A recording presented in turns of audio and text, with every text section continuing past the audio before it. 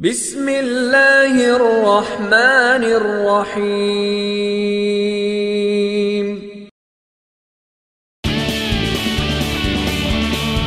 فهم HD Media.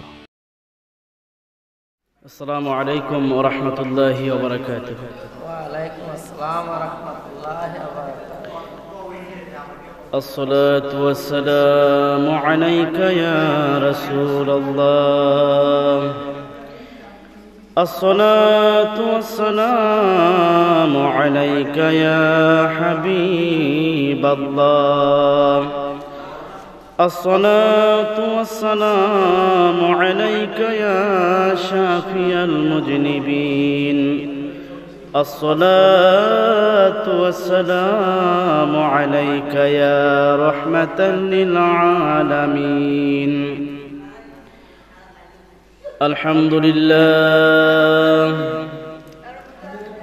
الحمد لله نحمده ونستعينه ونستغفره ونؤمن به ونتوكل عليه ونعوذ بالله من شرور أنفسنا ومن سيئات أعمالنا.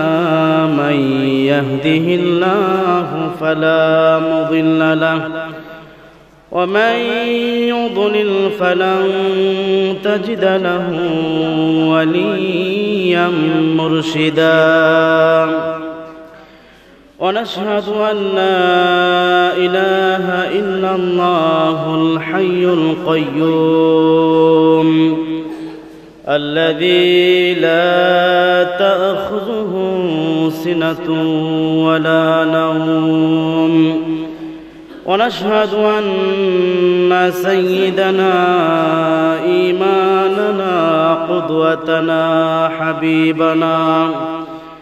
حبيبنا طبيبنا وطبيب أرواحنا محمد الذي أرسله بالحق بشيرا ونذيرا وداعيا إلى الله بإذنه وسراجا وقمرا منيرا. فقد قال الله تعالى في كلامه المجيد وفي فرقانه الحميد. أعوذ بالله من الشيطان الرجيم. بسم الله الرحمن الرحيم.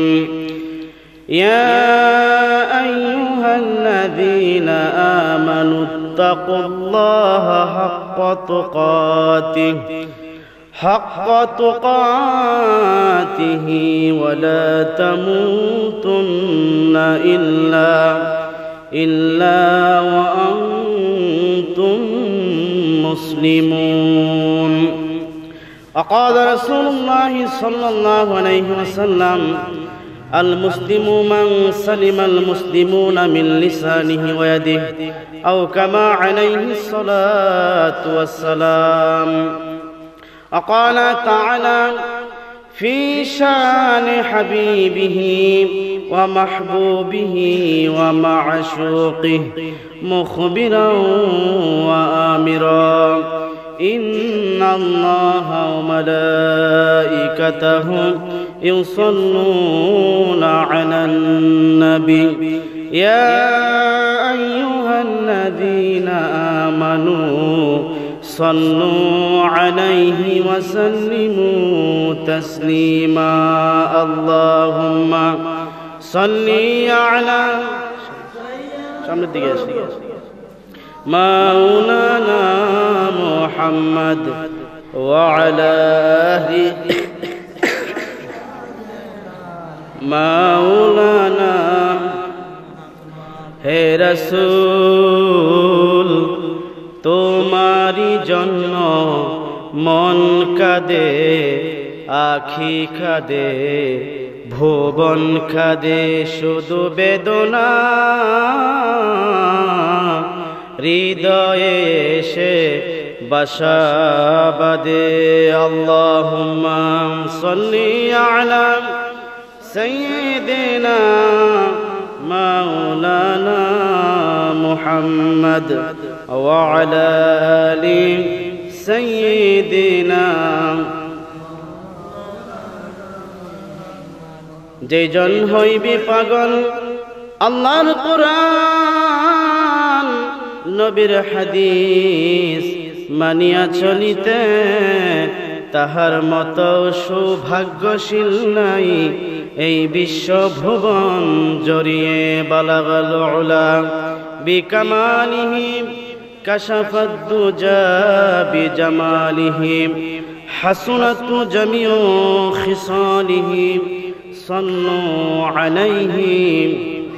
জিকির করি লা ইলাহা ইল্লাল্লাহ লা ইলাহা, জোরে জোরে পড়ি লা ইলাহা, জোরে লা ইলাহা মাশাআল্লাহ লা ইলাহা লা ইলাহা। যার দিলে আছে আল্লাহর ভয়, কার ভয়? জোরে বলেন কার ভয়? যার দিলে আছে আল্লাহর ভয়, আল্লাহ আল্লাহ সব সময়। যার দিলে আছে আল্লাহর ভয়, আল্লাহ আল্লাহ সব সময়। আহার নিদেরা ভালো লাগে না এই দুনিয়া, ভালো লাগে না, ভালো লাগে শুধু আল্লাহ লা ইলাহা, জোরে জোরে লা ইলাহা, আরো জোরে লা ইলাহা, ভালো লাগে লা ইলাহা। লা ইলাহা ইল্লাল্লাহ লা ইলাহা ইল্লাল্লাহ লা ইলাহা, লা জোরে লা ইলাহা লা ইলাহা ইল্লাল্লাহ মুহাম্মাদুর রাসূলুল্লাহ সাল্লাল্লাহু আলাইহি ওয়াসাল্লাম। আলহামদুলিল্লাহ, ভৈরব থানার অন্তর্গত লক্ষ্মীপুর উত্তরপাড়া জামে মসজিদের উদ্যোগে আয়োজিত আজকের মাহফিলের শ্রদ্ধাভাজন সভাপতি, প্রধান অতিথি, প্রধান বক্তা সহ উপস্থিত হয়েছেন বিভিন্ন এলাকা থেকে, এলাকার খেটে খাওয়া বিভিন্ন পারিশ্রমিক মানুষ, পর্দার আড়ালে অবস্থানরত পরম শ্রদ্ধেয় মা ও বোনেরা। যে দয়াময় রব্বুল আলামিন দয়া করে, মায়া করে, বিভিন্ন কাজ থেকে পারে করে আমাদেরকে এই দ্বীনি মজলিস জান্নাতের বাগানে আসা বসার সুযোগ করে দিয়েছেন, সেই মহান মালিকের দরবারে দিল থেকে শুকরিয়া আদায় করি, বলি আলহামদুলিল্লাহ।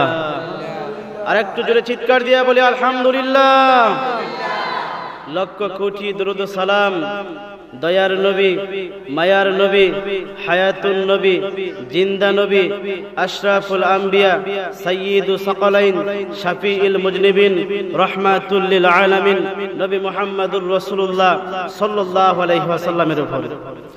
সম্মানিত উপস্থিতি, আপনাদের সম্মুখে পবিত্র কোরআন থেকে সূরাতুল আল ইমরানের একখানা আয়াতে কারিমা তেলাওয়াত করেছি। নবীজির অসংখ্য হাদিস থেকে একটি হাদিসের টুকরা আপনাদের সম্মুখে তেলাওয়াত করেছি। মহান রব্বুল আলামিন যেন আমাকে আমলের নিয়তে বলা এবং আপনাদেরকে আমলের নিয়তে শোনার তৌফিক দান করেন, বলেন আমিন। আর একটু জোরে বলেন আল্লাহুম্মা আমিন। আল্লাহ তাআলা যত বড়, আল্লাহ তাআলার কথা তত বড়, ঠিক না বেঠিক? আল্লাহ তাআলা যত বড়, আল্লাহর হুকুম তত বড়। সেই কথা বিশ্বাস হয়নি আপনাদের? বলেন বিশ্বাস হয়নি আপনাদের? বিশ্বাস হয় না আমাদের। যদি বিশ্বাস হইতো তাহলে কি আর বিশ্বজুড়ে মুসলমানদের এই অবস্থা? তাহলে কি বিশ্বজুড়ে মুসলমান আজকে অপমানিত, লাঞ্ছিত, বঞ্চিত? এই অবস্থা কেন? আমাদের বিশ্বাস নাই। তবে পুরাপুরি বিশ্বাস যে নাই আমি সেই কথা বলবো না, বিশ্বাস আছে। তবে যেটুকু বিশ্বাস থাকলে মুসলমান বিজয় লাভ করবে ততটুকু বিশ্বাস আমাদের মধ্যে নাই। ঠিক না বেঠিক? আল্লাহর এক বান্দা পাহাড়ের উপরে উঠেছে, সকালবেলা দাঁত ব্রাশ করতে করতে পাহাড়ের উপরে উঠেছে, পা স্লিপ কেটে রাস্তা দিয়া নিচ দিকে গড়াইয়া পড়তেছে। মানুষ বাঁচতে বাঁচতে মরতে চায় এরকম না, মানুষ মরতে মরতে বাঁচতে চায়। বর্তমান জামানা হলো এরকম। আল্লাহর বান্দা পড়তেছে কিন্তু মনে মনে চিন্তা করতেছে, আমি যদি নিচে এরকম ভাবে পড়তে থাকি তাহলে আমি তো এখানে মৃত্যুবরণ করব, আমাকে বাঁচতে হবে। কি করতে হবে? বাঁচতে হবে। মানুষ বাঁচতে চায়। মাওলানা সাহেব বলেন, মুফতি সাহেব বলেন, বড় ধনী বলেন, গরিব বলেন, যে কেউ বলেন না কেন, সকলেই বাঁচতে চায়। আর আল্লাহ প্রেমিক যারা, রাসূল প্রেমিক যারা, তারা মরতে চায়। জোরে বলেন সুবহানাল্লাহ। বেশি দিন বেঁচে থাকার আকাঙ্ক্ষা করা, বেশি দিন বেঁচে থাকবো এই চিন্তা করা, এটা হলো শয়তানের গুণ। কার গুণ? শয়তান আল্লাহর কাছে তিনটা জিনিস চেয়েছিল। শয়তান আছে আপনাদের এলাকায়? বলেন শয়তান আছে? কই শয়তান দেখছেন কোনোদিন? দেখেন নাই। শয়তান দেখবেন? আল্লাহ তাআলা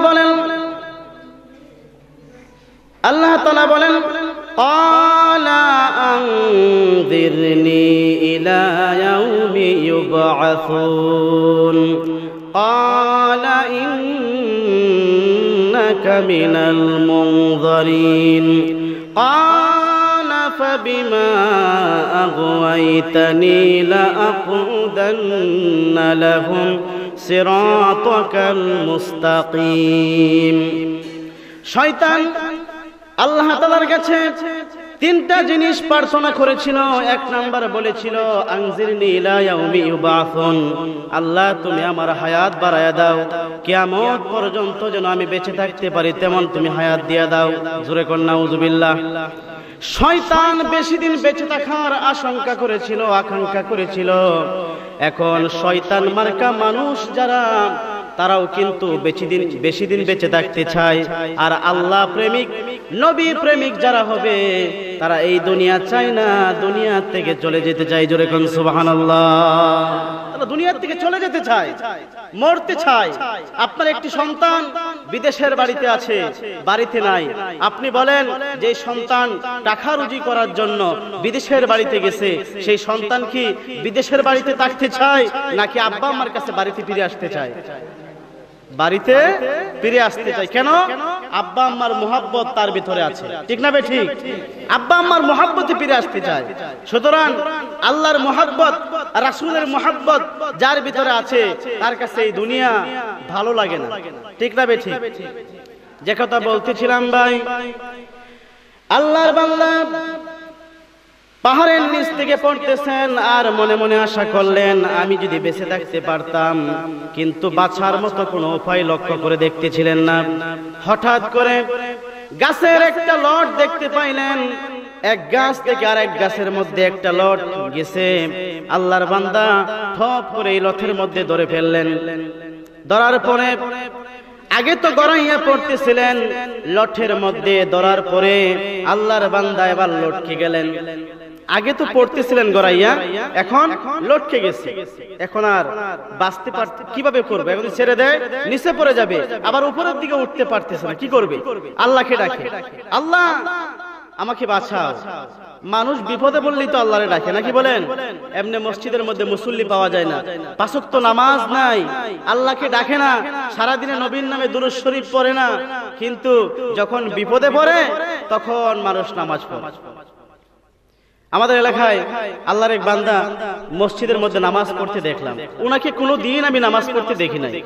তো আমি আরেকজনকে জিজ্ঞেস করলাম, হয়তোবা ওনাকে আল্লাহ তাআলা হেদায়েত করেছেন। কয় না হুজুর, হেদায়েত না, উনি বিপদে পড়ে নামাজ পড়তে আসছে। মানে উনি অসুস্থ, এই জন্য নামাজ পড়তে আসছে। অসুস্থ ভালো হয়ে গেলে আর নামাজ পড়বে না, যেই কথা সেই কাজ। কয়দিন পরে দেখলাম আর তাকে মসজিদে খুঁজে পাওয়া যায় না। যখন বৈশাখ মাসে জ্যৈষ্ঠ মাসে ঝড় তুফান শুরু হয়, বজ্রপাত হয়, বড় ঠাডা দেয়, তখন আমরা আল্লাহর নাম জপি, লা ইলাহা ইল্লা আনতা সুবহানাকা ইন্নী কুনতু মিনাজ জালিমিন, এরকম কথা বলি।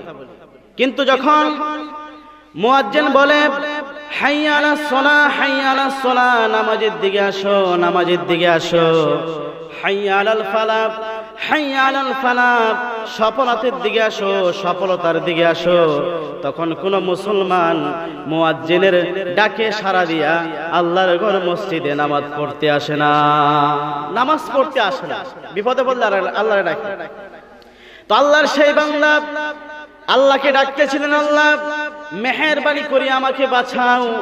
আল্লাহ তাআলা বললেন, আমি তোমাকে বাঁচাবো, তবে একটা শর্ত আছে, শর্ত হলো আমি আল্লাহকে তুমি বিশ্বাস করনি।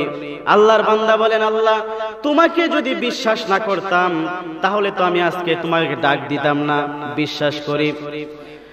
আল্লাহ তাআলা বললেন, বিশ্বাস যদি আমাকে করে থাকো তাহলে যেই লটটার মধ্যে ধরে লটকে আছো সেই লটটাকে ছেড়ে দাও, জোরে কোন সুবহানাল্লাহ। লটা ছাড়ে না, লটের মধ্যে লটকিতে ধরছে, ছাড়ে না, চিন্তা ভাবনা, পড়ে যাইব, মরে যাইব, কিন্তু আল্লাহর কথা বিশ্বাস করছে। আল্লাহ তাআলা এই লট থেকে ছেড়ে দিলে বাঁচাইতে পারেন কিনা? বলেন, বাঁচাইতে পারেন কিনা? পারেন। হযরত ইউসুফ আলাইহিস সালাতু ওয়াস সালাম তার ভাইয়েরা মিলে তাকে কুয়ার ভিতরে ফেলে দিলেন। বাছার জন্য ফেলছিলেন নাকি মারার জন্য ফেলছিলেন? মারার জন্য ফেলছিলেন, বাছার জন্য পালান নাই। কিন্তু আল্লাহ তাআলা জিব্রাইলকে হুকুম করলেন, জিব্রাইল জলদি করে দাও, একটা কুরসি নিয়ে যাও, যিনি হবেন ভবিষ্যতের পয়গম্বর, ইউসুফকে কুয়ার ভিতরে একটা কুরসির ভিতরে বসায়া দাও, জোরে কোন সুবহানাল্লাহ। অনেকদিন কুয়ার ভিতরে থাকছেন। ইউসুফ আলাইহিস সালাম কি কুয়ার ভিতরে থেকে মারা গেছেন? জান নাই। বাঁচিয়ে রাখছেন কে? বাছাইবার মালিক কে? আল্লাহ তাআলা। সুতরাং সে আল্লাহকে আমরা পুরোপুরি বিশ্বাস করি না। বিশ্বাস করি যখন বিপদে পড়ি তখন বিশ্বাস করি, একটু একটু বিশ্বাস করি। যদি বিশ্বাস করতাম নবীজির আদর্শে আমরা আদর্শবান হইতাম। জোরে বলেন ঠিক না বেঠিক? আজকে আমাদের মধ্যে বিভিন্ন জায়গায় বিভিন্ন গান শোনা যায়। নবীর শান গাইতে পারো না? এত গান কেন? কয়েকদিন আগে একটা গান শুনতেছিলাম, এক জায়গায় একজন গান গাইতেছে, খালি বাড়ি পাইয়া বন্ধু খুব খাওয়াইতে চাই, কি করি উপায় গো বলো, কি করি উপায়, খালি বাড়ি পাইয়া বন্ধু খুব খাওয়াইতে চাই, কন্যা উজুবিল্লাহ। কেমন গান গায়! অথচ আল্লাহ নবীর শানে যদি তুমি গজল গাও, আল্লাহ তাআলার প্রশংসায় যদি তুমি হামদে বাড়ি তালা গাও, আল্লাহ তাআলা এই শানের বিনিময়ে কাল কিয়ামতের ময়দানে তোমাকে সম্মানের আসরে অধিষ্ঠিত করবেন, জোরে কোন সুবহানাল্লাহ। তুমি নবীর শান গাও, নবীর শান গাও। নবীর শান গাইলে মানুষ উপরে উঠে যায়, সম্মানিত হয়ে যায়, জোরে কোন সুবহানাল্লাহ। যথা মাপাতে মা হযরত আলীর মাজার যেথায় আছে, আমার সালাম পৌঁছে দিও তাদের পায়ের কাছে। মাপাতে মা হযরত আলীর মাজার যেথায় আছে, আমার সালাম পৌঁছে দিও তাদের পায়ের কাছে। নবীজির রওজায় কাঁদিও বাইরে, আমার কথা কইয়া যাও রে বইয়া, এই গরিবের সালাম কানি লইয়া। নবীর শান গাও, নবীর শান তোমাকে সম্মানিত করে দিবে। যে কথা বলতেছিলাম ভাই, আল্লাহ তাআলা যেমন বড়, আল্লাহর কথা এরকম বড়। আল্লাহ তাআলা বলতেছেন, ইয়া আইয়ুহাল্লাযীনা আমানুত্তাকুল্লাহ হাক্কা তুকাতিহি ওয়া লা তামুতুন্না ইল্লা ওয়া আনতুম মুসলিমুন। ইয়া আইয়ুহাল্লাযীনা আমানু, হে ঈমানদারেরা, বিশ্বাসীরা, আমি আল্লাহকে ভয় করো, হাক্কা তুকাতিহি, ভয় করার মতো করো। জোরে কোন সুবহানাল্লাহ। আল্লাহকে ভয় করার কথা বলছেন। যেই ব্যক্তির ভিতরে আল্লাহ তাআলার ভয় ঢুকে যায়, সেই বান্দা কোনো সময় সুদ খাইতে পারে না, ঘুষ খাইতে পারে না, জিনা করতে পারে না, ব্যভিচার করতে পারে না, নবীর শানে বেয়াদবি করতে পারে না, নবীকে গালি দিতে পারে না। যেই ব্যক্তি আল্লাহর ভয় অন্তরের ভিতরে ঢুকে যায়, সেই ব্যক্তি চুরি করতে পারে না, ডাকাতি করতে পারে না। জোরে বলেন ঠিক না বেঠি? আল্লাহর ভয় কেমন জিনিস? আল্লাহর এক বান্দা, আল্লাহর এক ওলি মুরিদদেরকে ডাক দিয়া বলতেছেন, মুরিদ বাবারা আমার, আমি তো বৃদ্ধ হয়ে গেছি, আগামীকাল সকালবেলা তোমাদেরকে একজনকে আমি খেলাফত দিব। খেলাফত দেওয়ার শর্ত হলো আগামীকাল সকালবেলা তোমরা সকলেই আমার দরবারে আসবা, আর হাতের মধ্যে করে একটা করে মুরগি জবাই করে নিয়ে আসবা। জোরে কোন সুবহানাল্লাহ। কি জবাই করে নিয়ে আসতে বলছে? মুরগি। একটা করে মুরগি জবাই করে নিয়ে আসবা। শর্ত হলো এমন জায়গার মধ্যে মুরগি জবাই করবা কেউ যেন না দেখে। পরদিন সকালবেলা সমস্ত মুরিদেরা হাতের মধ্যে একটা করে মুরগি জবাই করে নিয়ে আসলেন। একজন আল্লাহর বান্দা মুরগি জবাই করে নাই, জীবিত মুরগি নিয়ে আল্লাহর ওলির দরবারে হাজির হলেন। আল্লাহর ওলি ডাক দিয়া একজনকে জিজ্ঞাসা করলেন, তুমি যে মুরগা জবাই করছো, কোথায় জবাই করছো, কেউ কি দেখে নাই? কয় হুজুর, ঘরের দরজা বন্ধ করে পায়ের নিচে পালাইয়া জবাই করছি, কেউ দেখে নাই। আর একজনকে জিজ্ঞাসা করলেন, তুমি কোথায় মুরগি জবাই করছো, কেউ কি দেখে নাই? আল্লাহর বান্দা জবাব দিলেন, চোখের মাঝখানে দান কেতের সিফাত, পায়ের নিচে পালাইয়া জবাই করেছি, কেউ দেখে নাই। আর একজনকে জিজ্ঞাসা করলেন, তুমি কোথায় মুরগি জবাই করেছো? আল্লাহর বান্দা জবাব দিলেন, জঙ্গলার ভিতরে মুরগি জবাই করেছি, কেউ দেখে নাই। যেই লোকটা মুরগি জবাই না করে জীবিত মুরগি নিয়ে আল্লাহর ওলির দরবারে হাজির হয়েছিলেন, সেই বান্দাকে প্রশ্ন করলেন, তুমি কেন মুরগি জবাই করো নাই, তার কারণটা একটু জানবার চাই। আল্লাহর ওলি জবাব দিলেন, আপনি যে শর্ত দিয়েছেন এমন জায়গার মধ্যে মুরগি জবাই করতে হবে যেখানে মুরগি জবাই করলে কেউ না দেখে। আমি যেখানে মুরগি জবাই করতে যাই সেখানে আমি আমার আল্লাহ তাআলাকে দেখতে পাই। জোরে কোন সুবহানাল্লাহ। এটার নাম আল্লাহর ভয়। যেখানে যায় সেখানে মুরগি জবাই করলে কাকে দেখতে পায়? আল্লাহ তাআলাকে। আমরা যেখানে বসে আছি আল্লাহ তাআলা আমাদেরকে দেখেন কিনা? দেখেন কিনা বলেন? সামিউম বাসির। আল্লাহ তাআলা দেখেন, সব শুনেন, আমাদেরকে দেখতেছেন। সুতরাং আমাদেরকে দেখতেছেন, সর্বক্ষণ দেখেন। এই ভয়, এই কথা যদি কারো স্মরণ থাকে, সেই মানুষ কি সুদ খাইতে পারে? বলেন, ঘুষ খাইতে পারে? জিনা ব্যভিচার করতে পারে? চুরি করতে পারে? আপনি রাতের অন্ধকার চুরি করতে যান, আমার আল্লাহ তাআলা আপনাকে দেখতে পান। রাতের অন্ধকারে ডাকাতি করতে যান, আল্লাহ তাআলা আপনাকে দেখতে পান। আপনি যা কিছুই করেন, পানির নিচে ডুব দিয়া রমজান মাসে যদি এক ফোঁটা পানি খেয়ে পেলেন, আমার আল্লাহ তাআলা দেখবেন কিনা? জোরে বলেন। দেখবেন। পানির নিচে যান, ঘরের দরজা বন্ধ করেন, জঙ্গলার ভিতরে যান, রাতের গভীর অন্ধকারে যান, যেথায় যখন যান সেটাই আমার আল্লাহ তাআলা আপনাকে দেখতে পান। জোরে কোন সুবহানাল্লাহ। এজন্য আল্লাহর ভয় আপনার ভিতরে পিট করতে হবে। আল্লাহর ভয় যদি কোনো বান্দার ভিতরে এসে যায়, সেই বান্দা কোনো অন্যায় কাজ করতে পারে না। নবীর আদর্শে আদর্শবান হয়ে আমরা কবরে যেতে রাজি আছি না নাই? জোরে বলেন, নবীর আদর্শে আদর্শবান হয়ে কবরে যাইতে রাজি আছি না নাই? থাকলে আমাদেরকে অন্যায় কাজগুলা ছাড়তে হবে। বর্তমান জগতের মধ্যে যে বিবাহ শাদীর অনুষ্ঠান হয়, অনেকগুলা শরীয়ত বিরোধী হয়, নবীর আদর্শের বাহিরে হয়ে যায়। আমি কয়েকদিন আগে এক জায়গায় মাহফিলে যাচ্ছিলাম, একটা বিয়ে হচ্ছিল, বিয়ার মধ্যে একটা গান গাইতেছিল। শুনবেন কি গান? একটা গান গাইতেছিল, একটা গান সে বিয়ার মধ্যে গাচ্ছে, আর এমন একটা গান গাইতেছে যেই গানটা শরীয়ত বিরোধী হয়ে যায়।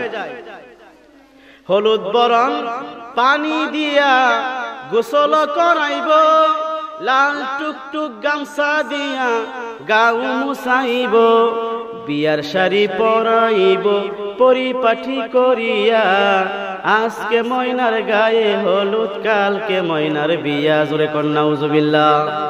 অথচ আল্লাহ নবী যখন কোন সাহাবায়ে কেরামের বিয়ে হতো, সেই বিয়ার দিনে বাচ্চাদেরকে বলতো, তোমরা সকলে মিলে দুরূদ শরীফ পড়তে থাকো। জোরে কোন সুবহানাল্লাহ।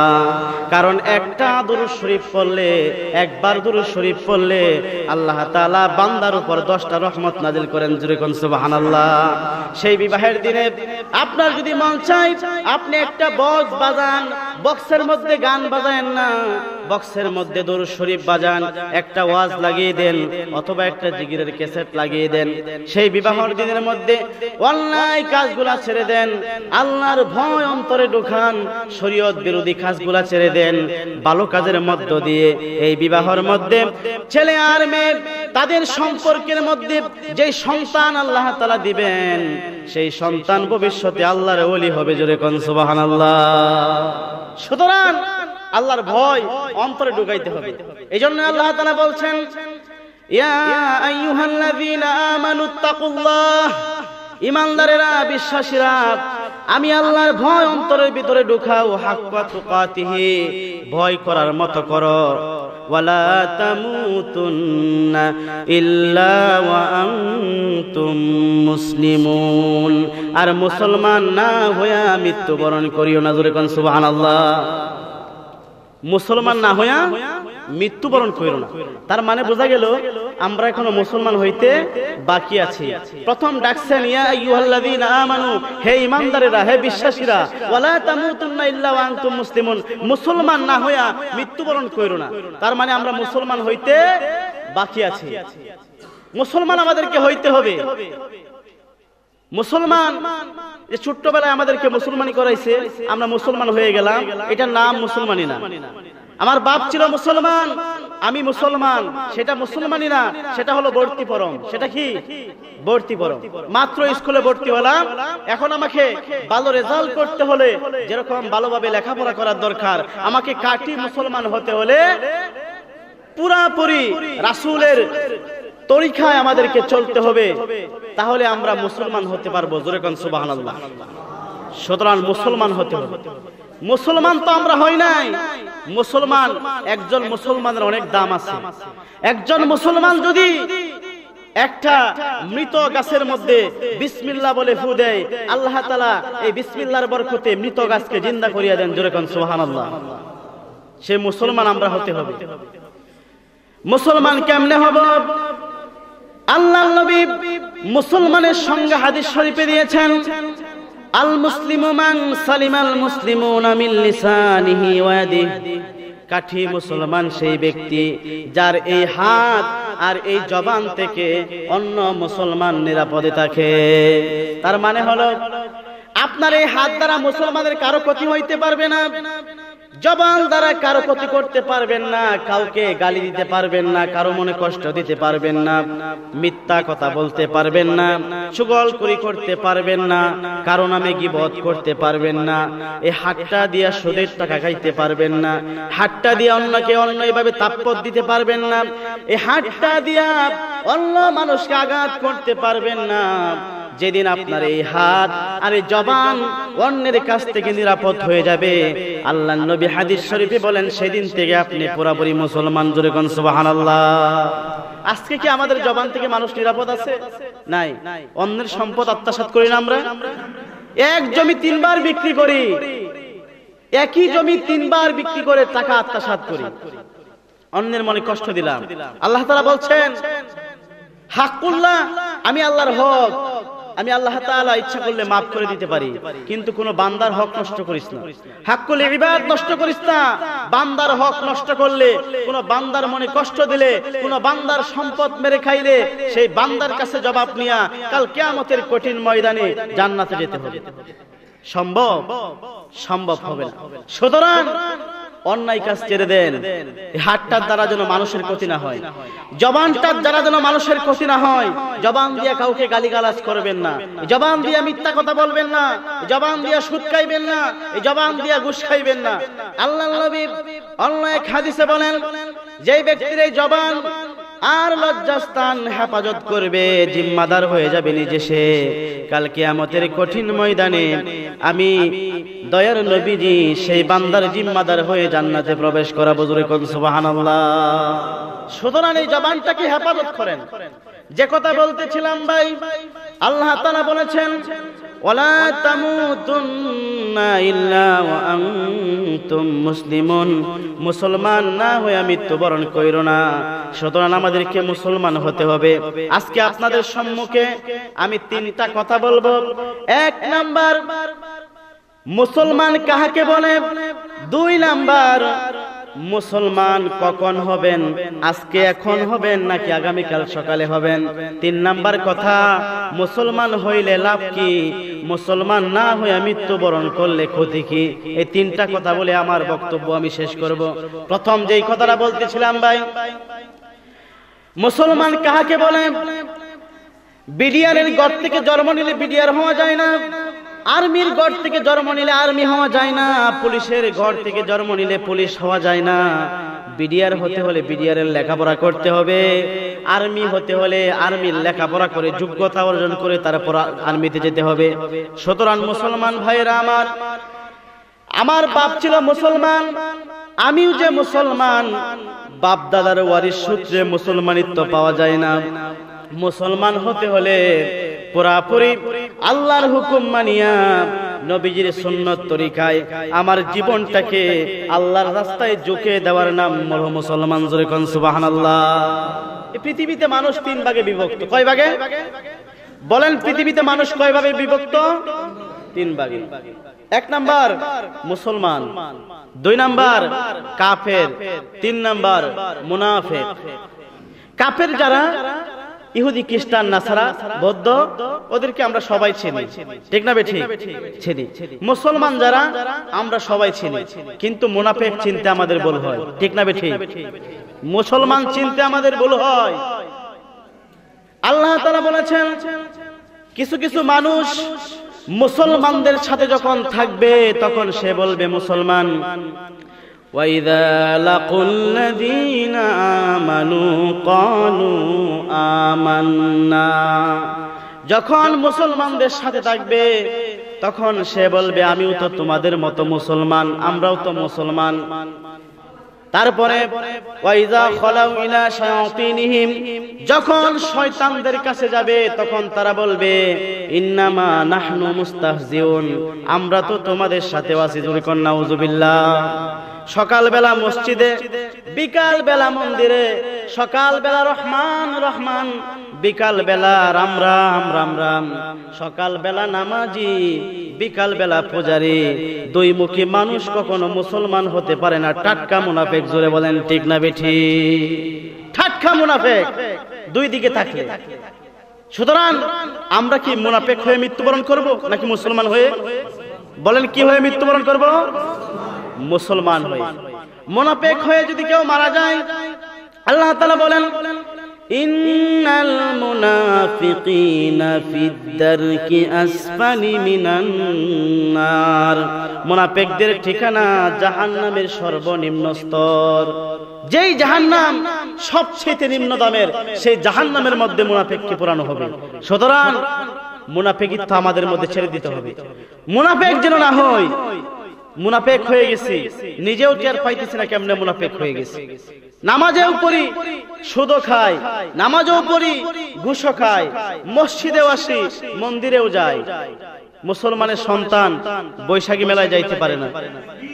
মুসলমানের সন্তান কোন সময় জিনা ব্যভিচার করতে পারে না, মন্দিরে যাইতে পারে না। মুসলমানের সন্তান কোন সময় পূজায় শরীক হতে পারে না। সুতরাং আমরা সকলে মুসলমান হব। জোরে বলেন ঠিক না বেঠিক? মুসলমান হয়ে মৃত্যুবরণ করতে চাই। ভাইরা আমার, মুসলমান হতে হবে, মুসলমান যে ব্যক্তি হয়ে যায় তার ভিতরে দুনিয়ার কোনো মহব্বত থাকতে পারে না। যার ভিতরে থাকবে আল্লাহর মহব্বত, যার ভিতরে থাকবে নবীজির মহব্বত, যার ভিতরে থাকবে ওলি আল্লাহর মহব্বত, সেই ব্যক্তি হলো খাঁটি মুসলমান। জোরে কোন সুবহানাল্লাহ। আল্লাহর মহব্বত থাকতে হবে, নবীর মহব্বত থাকতে হবে, ওলি আল্লাহর মহব্বত থাকতে হবে। জোরে বলেন ঠিক না বেঠিক? সুতরাং আল্লাহর নবীর এক প্রিয় সাহাবী ঘুমাইতে গেলেন, গভীর রাত্রে ঘুম থেকে জেগে উঠলেন। জেগে ওঠার পরে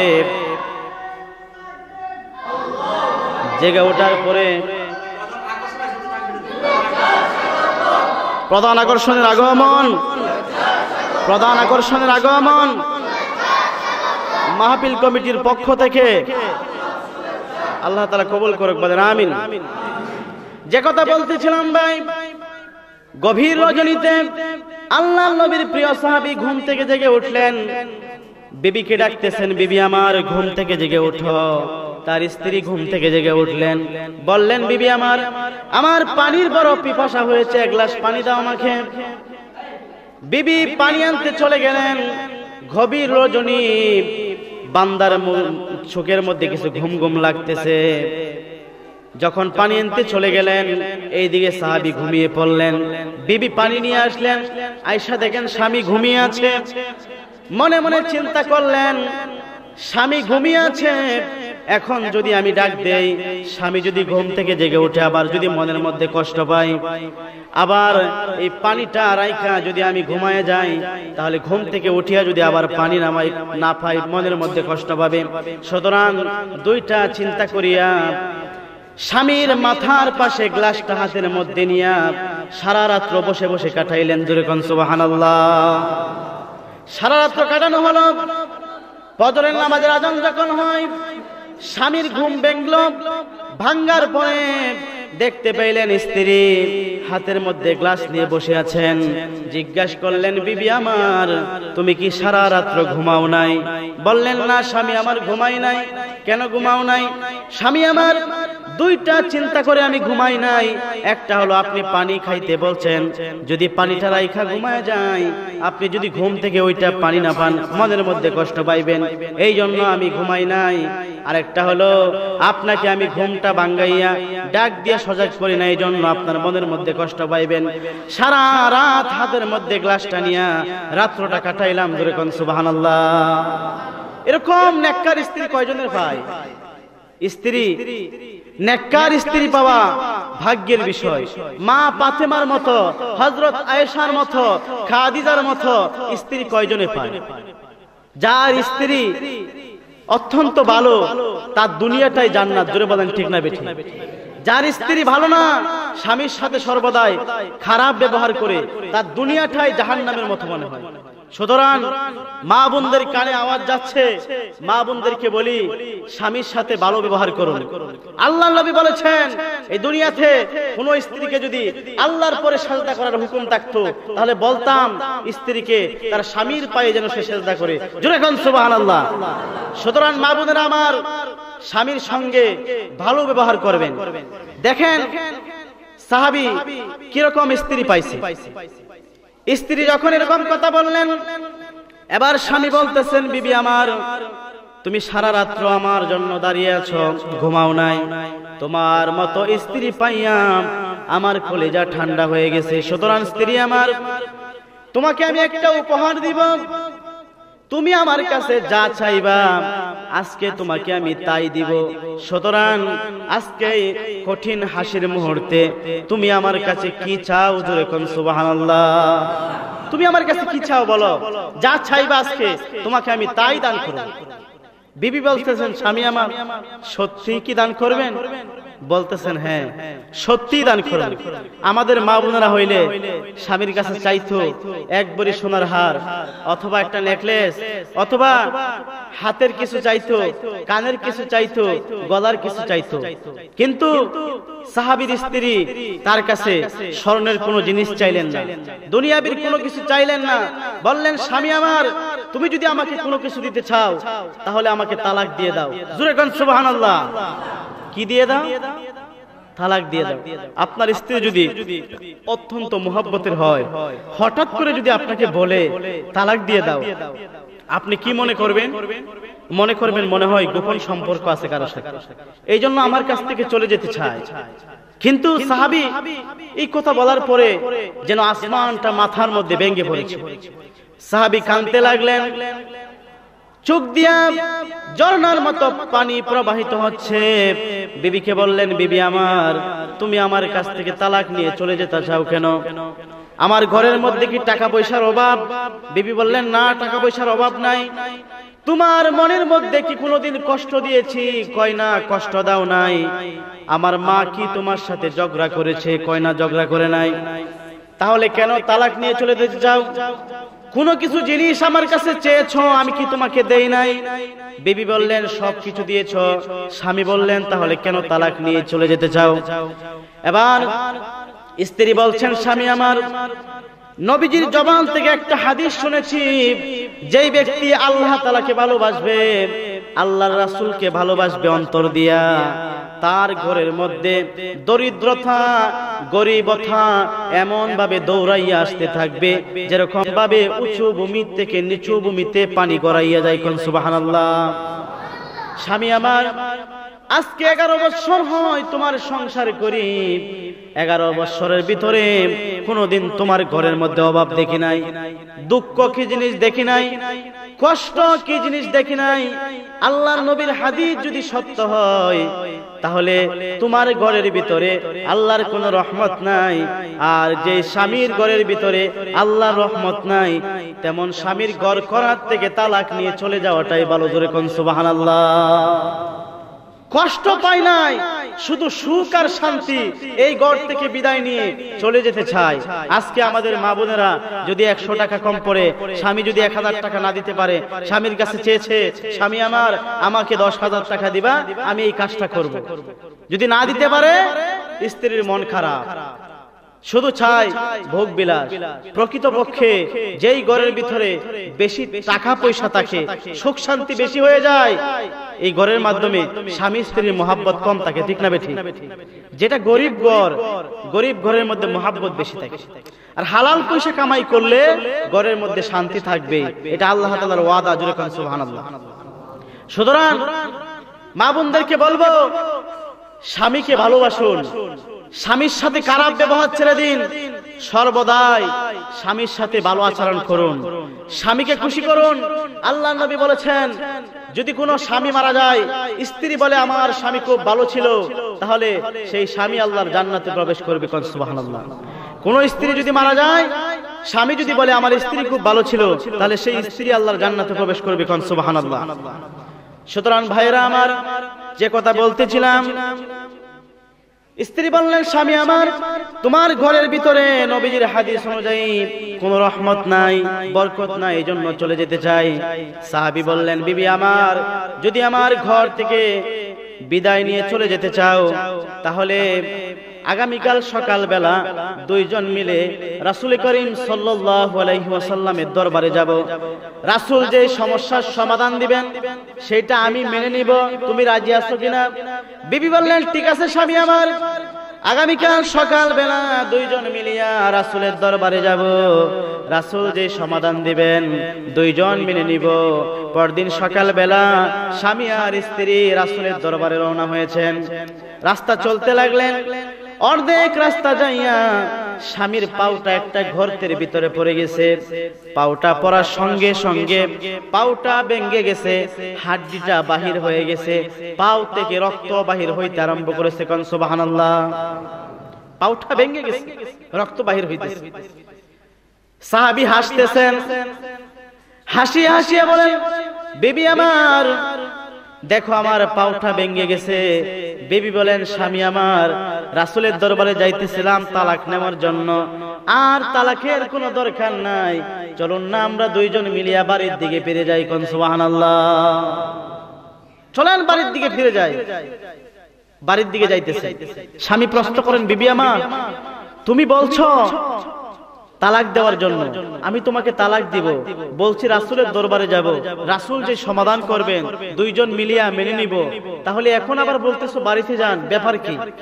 বিবি বলতেছেন, স্বামী আমার, বাড়িতে যাওয়ার পর সমস্ত ঘটনা খুলে বলবো, এখন রাস্তার মধ্যে বলা যাবে না। বাড়িতে যাওয়ার পরে বিবি স্বামীর মাথার পাশে বসে বসে বলতেছেন, স্বামী আমার, যেই জন্য তোমাকে তালাক দিতে চেয়েছিলাম সেটা হলো আল্লাহর রহমত যেই ঘরের ভিতরে নাই, সেই আল্লাহর রহমত যেই ঘরের ভিতরে নাই, সেই ঘর না করার থেকে না করাই ভালো, সেই জন্য তোমার ঘর থেকে চলে যেতে চেয়েছিলাম। সুতরাং রাস্তার মধ্যে যখন রওনা হলাম, তোমার পাউঠা যখন গর্তের ভিতরে পড়ে গেল, আল্লাহর একটা রহমত তোমার কাছে নাজিল হলো। কোন দুঃখ কষ্ট আসলে আল্লাহর পক্ষ থেকে রহমত আসে, তুমি যে ব্যথা পেয়েছো সেটা আল্লাহর পক্ষ থেকে রহমত, আর সেই রহমত যখন তোমার কাছে এসেছে, তোমার ঘরে ফিরে যায়, আর তালাক দেওয়ার দরকার নাই। কোন সুবহানাল্লাহ। সুতরাং মা বোনেরা আমার, যে বয়ান আমি করতেছি, বয়ান থেকে শিক্ষা গ্রহণ করুন। যেই স্বামীর ঘরের মাধ্যমে অভাব থাকে, টাকা পয়সার অভাব থাকে, দুঃখ থাকে, কষ্ট থাকে, এই জন্য স্বামীর সাথে খারাপ ব্যবহার করবেন না, স্বামীর সাথে ভালো ব্যবহার করুন। স্বামী স্ত্রীর ভালো মহাব্বতের কারণে যে সন্তান দুনিয়ার জমিনে আসবে, সেই সন্তানকে আল্লাহ তাআলা ওলির দপ্তরে নাম লিখিয়ে দিবেন। কোন সুবহানাল্লাহ। মা আয়েশা নবীজি মুহাম্মদুর রাসূলুল্লাহ সাল্লাল্লাহু আলাইহি ওয়াসাল্লামের সঙ্গে একদিন খাইতে বসলেন। খাওয়ার মধ্যে একটা প্লেটের মধ্যে খাইতে বসলেন। খাওয়ার পরে নবীজি গোশত খাইয়া হাড্ডিগুলা দস্তরখানার উপরে রেখে দিলেন। মা আয়েশা সিদ্দিকা রাদিয়াল্লাহু তাআলা আনহা দস্তরখানার থেকে হাড্ডিগুলা উঠাইয়া আবার খাইতে শুরু করলেন। নবীজি জিজ্ঞাসা করলেন, আয়েশা, আমি গোশত খাইয়া হাড্ডিগুলা ফেলে দিলাম, এই হাড্ডিগুলা তুমি আবার কেন মুখের মধ্যে নিতেছ? মা আয়েশা বলেন, তাম দুনিয়ার সমস্ত মহিলাদেরকে জানিয়ে দিতে চাই আমি আমার স্বামীকে কতটুকু ভালোবাসি। জোরে কোন সুবহানাল্লাহ। স্বামীর মহব্বত কারে হয়? স্বামীর মহব্বত থাকলে ঘরের মধ্যে আল্লাহর রহমত নাজিল হয়। স্বামীর মহব্বত ঢুকাও ঘরের ভিতরে। সুতরাং যে কথা বলতেছিলাম ভাই, আমাদেরকে মুসলমান হতে হবে, ঠিক না বে ঠিক? আমরা যে মুসলমান হইছি, ছোট্টবেলায় আমাদেরকে মুসলমানি করাইছে, মুসলমানি হইছি, এই মুসলমান। আর আসলে আমাদের কাজে কর্মে প্রমাণ দেয় না যে আমরা মুসলমান। আল্লাহর এক বান্দা খ্রিস্টান মাইকেল এজার্ড একটা বই লিখেছেন, দি 100। এই বইয়ের মধ্যে 100 মনীষীর জীবনী লিখেছেন। 100 মনীষীর মধ্যে আমাদের নবীজির নামটা প্রথম দিয়েছেন। জোরে কোন সুবহানাল্লাহ। সে খ্রিস্টান হয়ে আমাদের নবীর নাম প্রথমে দিয়েছেন। তাকে জিজ্ঞাসা করা হলো, হে মাইকেল এজার্ড, তুমি একজন খ্রিস্টান হয়ে মুসলমানদের নবীর নাম কেন সর্বপ্রথম দিলা? তার কারণ জানতে চাই। তুমি মুসলমান হও না কেন? মুসলমান হয়ে যাও। মাইকেল এজার্ড বলল, নবীজির চরিত্র দেখে আমার কাছে মুসলমানের ধর্ম যে সত্য সেটা মনে হয়, কিন্তু বর্তমান মুসলমানদের অবস্থা দেখলে তো আমার মুসলমান হইতে মনে চায় না। আমাদের অবস্থা করুণ হয়ে গেছে, আমাদের মধ্যে ঝগড়া ফাসাদে ভরে গেছে। আমরা মুসলমান নামে আছি, কামের মধ্যে আজও নাই। নবীজির সুন্নাত আমাদের মধ্যে নাই, নবীজির আদর্শ নাই। আমরা কথায় কথায় রাগ হয়ে যায়। ওলি আল্লাহর মহব্বত নাই, ওলি আল্লাহর আদর্শ নাই আমাদের মধ্যে। যত জায়গায় যাই দেখি নবীর আদর্শের মানুষ খুব কম পাওয়া যায়, ওলি আল্লাহর মহব্বতের মানুষ খুব কম পাওয়া যায়। সুতরাং মুসলমান হইতে হবে। মুসলমান হইতে হলে আরেকটা বিষয় হলো, ওলি আল্লাহর দরবারে আপনাকে যাইতে হবে। আল্লাহ তাআলা বলেন, উলাইকা মা'আল্লাযীনা আন'আমাল্লাহু আলাইহিম মিনান নাবিয়্যিনা ওয়াস-সিদ্দিকিন ওয়াশ-শুহাদা'i ওয়াস-সালিহিন ওয়া হাসুনা উলাইকা রাফীকা। আল্লাহ তাআলা বলেন, দুনিয়ার জমিনে 4 জনকে সঙ্গী বানাও, তুমি মুসলমান হতে পারবা। এক নম্বরে নবীগণ এখন বর্তমানে দুনিয়াতে নাই। 2 নাম্বার সিদ্দিকিন, সত্যবাদীও এখন খুঁজে পাইবা না। 3 নাম্বার সুহাদাগণ কেউ দুনিয়াতে পাওয়া যায় না। 4 নাম্বার হলো সালিহিন, সাদিকিন, যাদেরকে ওলি আল্লাহ বলা হয়। তাদের দরবারে যাও, তাদের সোহবত নাও। সৎ সঙ্গে স্বর্গবাস, অসৎ সঙ্গে সর্বনাশ। ভালোর সাথে চলে বেটা খাই বাটার পান, খারাপের সাথে চলে বেটা কাটা যায় 2 খান। ভালোর সঙ্গ নিয়ে চললে পরে আপনি একদিন ভালো হয়ে যাবেন, আর খারাপ মানুষের সঙ্গ নিয়ে চললে পরে একদিন আপনি নিজেও খারাপ হয়ে যাবেন। জোরে বলেন ঠিক না বেঠিক? সুতরাং ভালো মানুষের সঙ্গ নেন, মুসলমান হইতে পারবেন। ভাইরা আমার, যেই কথা আপনাদের সম্মুখে বলতেছিলাম, মুসলমান কাহাকে বলে? মুসলমান হলো আল্লাহর হুকুম নবীর তরিকায় পুরোপুরি মেনে নেওয়ার নাম। 2 নাম্বার কথা হলো মুসলমান কখন হবেন? আজকে মুসলমান হবেন নাকি কালকে মুসলমান হবেন? আপনারা বলেন, এই যে এখানে বসে আছি, এই মুহূর্তে আমাদের কাছে আজরাইল আসতে পারে কিনা? বলেন আজরাইল আসতে পারে কিনা? হঠাৎ করে মৃত্যু হয়, যুবক সন্তান বাড়ি থেকে বাহির হইয়া ভৈরব বাজারে গেছে কোনো একটা দরকারে, হঠাৎ হুন্ডারে অ্যাক্সিডেন্ট হয়ে মৃত লাশ হয়ে বাড়িতে ফিরেছে। এরকম ঘটনা আছে না? হঠাৎ করে মারা যায়। সুতরাং কোন সময় মারা যাবা সেই কথা তো তুমি জানো না। মুসলমান হয়ে যাও, মৃত্যুর ঘোষণা হয়ে গেছে। এখন খালি ভিসা বাকি আছে। ভিসা যখন রেডি হয়ে যাবে, আজরাইল তোমার সামনে হাজির হবে। সুতরাং মুসলমান হও, মুসলমান এখন হয়ে যাও। 1 সেকেন্ডের ভরসা নাই কখন যে তোমার মৃত্যু সামনে আসে। আবার আল্লাহ তাআলা বাঁচিয়ে রাখলে তুমি বাঁচতে পারো। জোরে বলেন ঠিক না বেঠিক? বাঁচানোর মালিক কে? মারার মালিক কে? সন্তান দেওয়ার মালিক কে? রিজিক দেওয়ার মালিক কে? সুতরাং সর্বদাই হুকুম মানবা কার? আল্লাহ তাআলা। একটি ঘটনা তাফসীরের কিতাবে উল্লেখ করেছে। আল্লাহ তাআলা যে মানুষকে কেমনে বাঁচিয়ে রাখেন সেটা একটা ঘটনা নির্দ্বিধায় সুন্দর করে উল্লেখ করেছেন তাফসীরকারকরা। আল্লাহর এক বান্দি প্রসব বেদনা শুরু হয়েছে, বাচ্চা হবে, গর্ভবতী মহিলা বাচ্চা হবে। এই মুহূর্তে তার একটা গোলাম ছিল, গোলামকে বলতেছেন, গোলাম আমার জন্য আগুন নিয়ে আসো। প্রসব বেদনা শুরু হলে আগুনের বড় প্রয়োজন হয়। বললেন আমার জন্য আগুন নিয়ে আসো। গোলামটা চলে গেলেন আগুন আনার জন্য। হঠাৎ করে একটা মুরব্বী লোকের সঙ্গে সাক্ষাৎ হয়ে যায়। মাথার মধ্যে পাগড়ি, মুখে দাড়ি, গায়ে পাঞ্জাবি, পুরা এক আল্লাহর ওলি। জোরে কোন সুবহানাল্লাহ। বুজুর্গ মানুষ যারা আল্লাহর ওলি হয়, তাদের চেহারার দিকে তাকাইলে বোঝা যায়, ঠিক না বেঠিক? আর গাঁজাখোরের চেহারার দিকে তাকাইলে বোঝা যায় এটা গাঁজাখোর। মদখোরের চেহারার দিকে তাকাইলে এটা বোঝা যায় মদখোর। ভালো মানুষের চেহারার দিকে তাকাইলে যদি কালো হয়, তারপরে আল্লাহ তাআলা তার চেহারার মধ্যে নূর দান করেন। জোরে কোন সুবহানাল্লাহ। যে কথা বলতেছিলাম, চলে গেলেন। এই যে মুরব্বী লোকটার সঙ্গে সাক্ষাৎ হলো, মুরব্বী লোকটা জিজ্ঞাসা করলো, বাবা তুমি কোথায় যাও? ছোট্ট বাচ্চা জবাব দিলেন, আমার মনিব বাচ্চা প্রসব করেছে, আগুনের প্রয়োজন, আগুন আনতে যায়। মুরব্বী লোকটা বললেন, তোমার মনিব যে বাচ্চাটা প্রসব করবে সেটা হবে একটা মেয়ে সন্তান, আর সেই সন্তানটা দুনিয়াতে আসার পরে 100 পুরুষের সঙ্গে জিনা করবে, 100 পুরুষের চরিত্র নষ্ট করবে। সুতরাং সেইটাকে তুমি বাঁচাইয়া রাখবা নাকি মেরে ফেলবা, তুমি নিজে সিদ্ধান্ত গ্রহণ করো।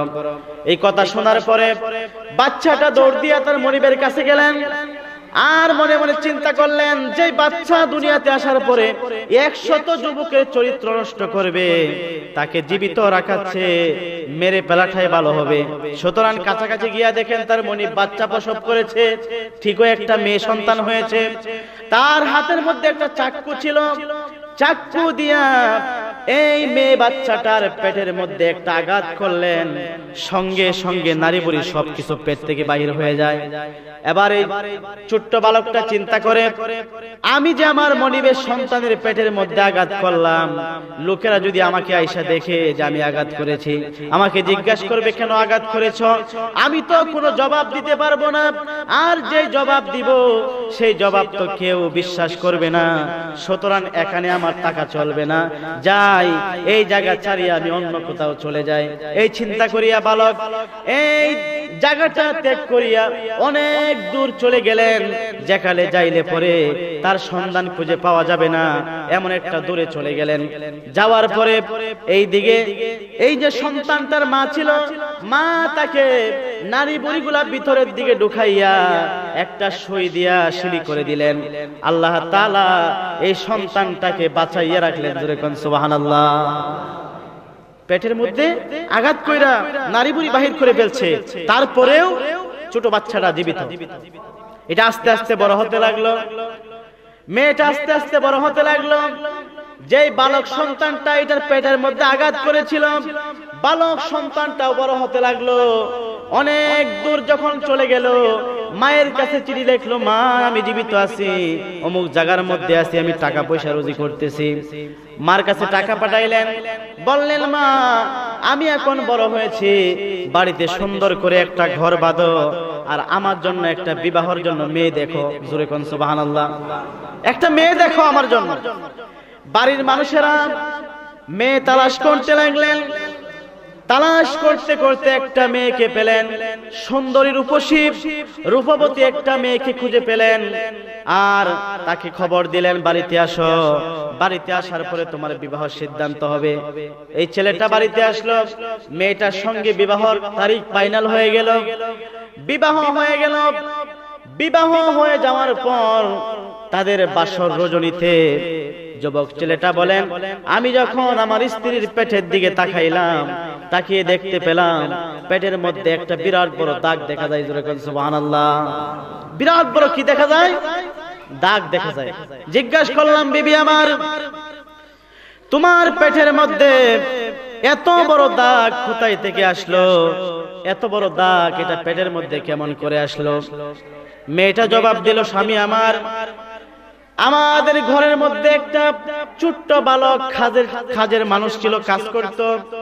আমি যখন দুনিয়াতে আসব, আমার মায়ের জন্য সে আগুন আনতে চলে গিয়েছিল, আর আগুন না নিয়ে আগুনের পরিবর্তে সে আমার কাছাকাছি আসিয়া আমার মা বলছে সে আমার পেটের মধ্যে আঘাত করেছে, আর আমার পেট থেকে নারী বুড়ি সব বাহির হয়ে গেছে। আঘাত করার পর আমার মার হুঁশ জ্ঞান যখন ফিরে এলেন, তখন আর সেই গোলামটিকে আমার মা খুঁজে পেলেন না। খুঁজে পেলেন না। যুবকটি যেন কোথায় চলে গেছে। স্বামী মনে মনে চিন্তা করে, তাহলে তো সেই যুবকটা আমি তো পেটের মধ্যে কুসা দিছিলাম আর দূরে চলে গেছিলাম। আজকে আমি বড় হয়েছি, সেও বড় হয়েছে, আমার সঙ্গে বিবাহ হয়েছে। বিবি আমার, তোমার পেটের মধ্যে যে কাটা দাগ দেখা যায়, আমি তো ছিলাম সেই গোলাম, তোমার মায়ের গোলাম।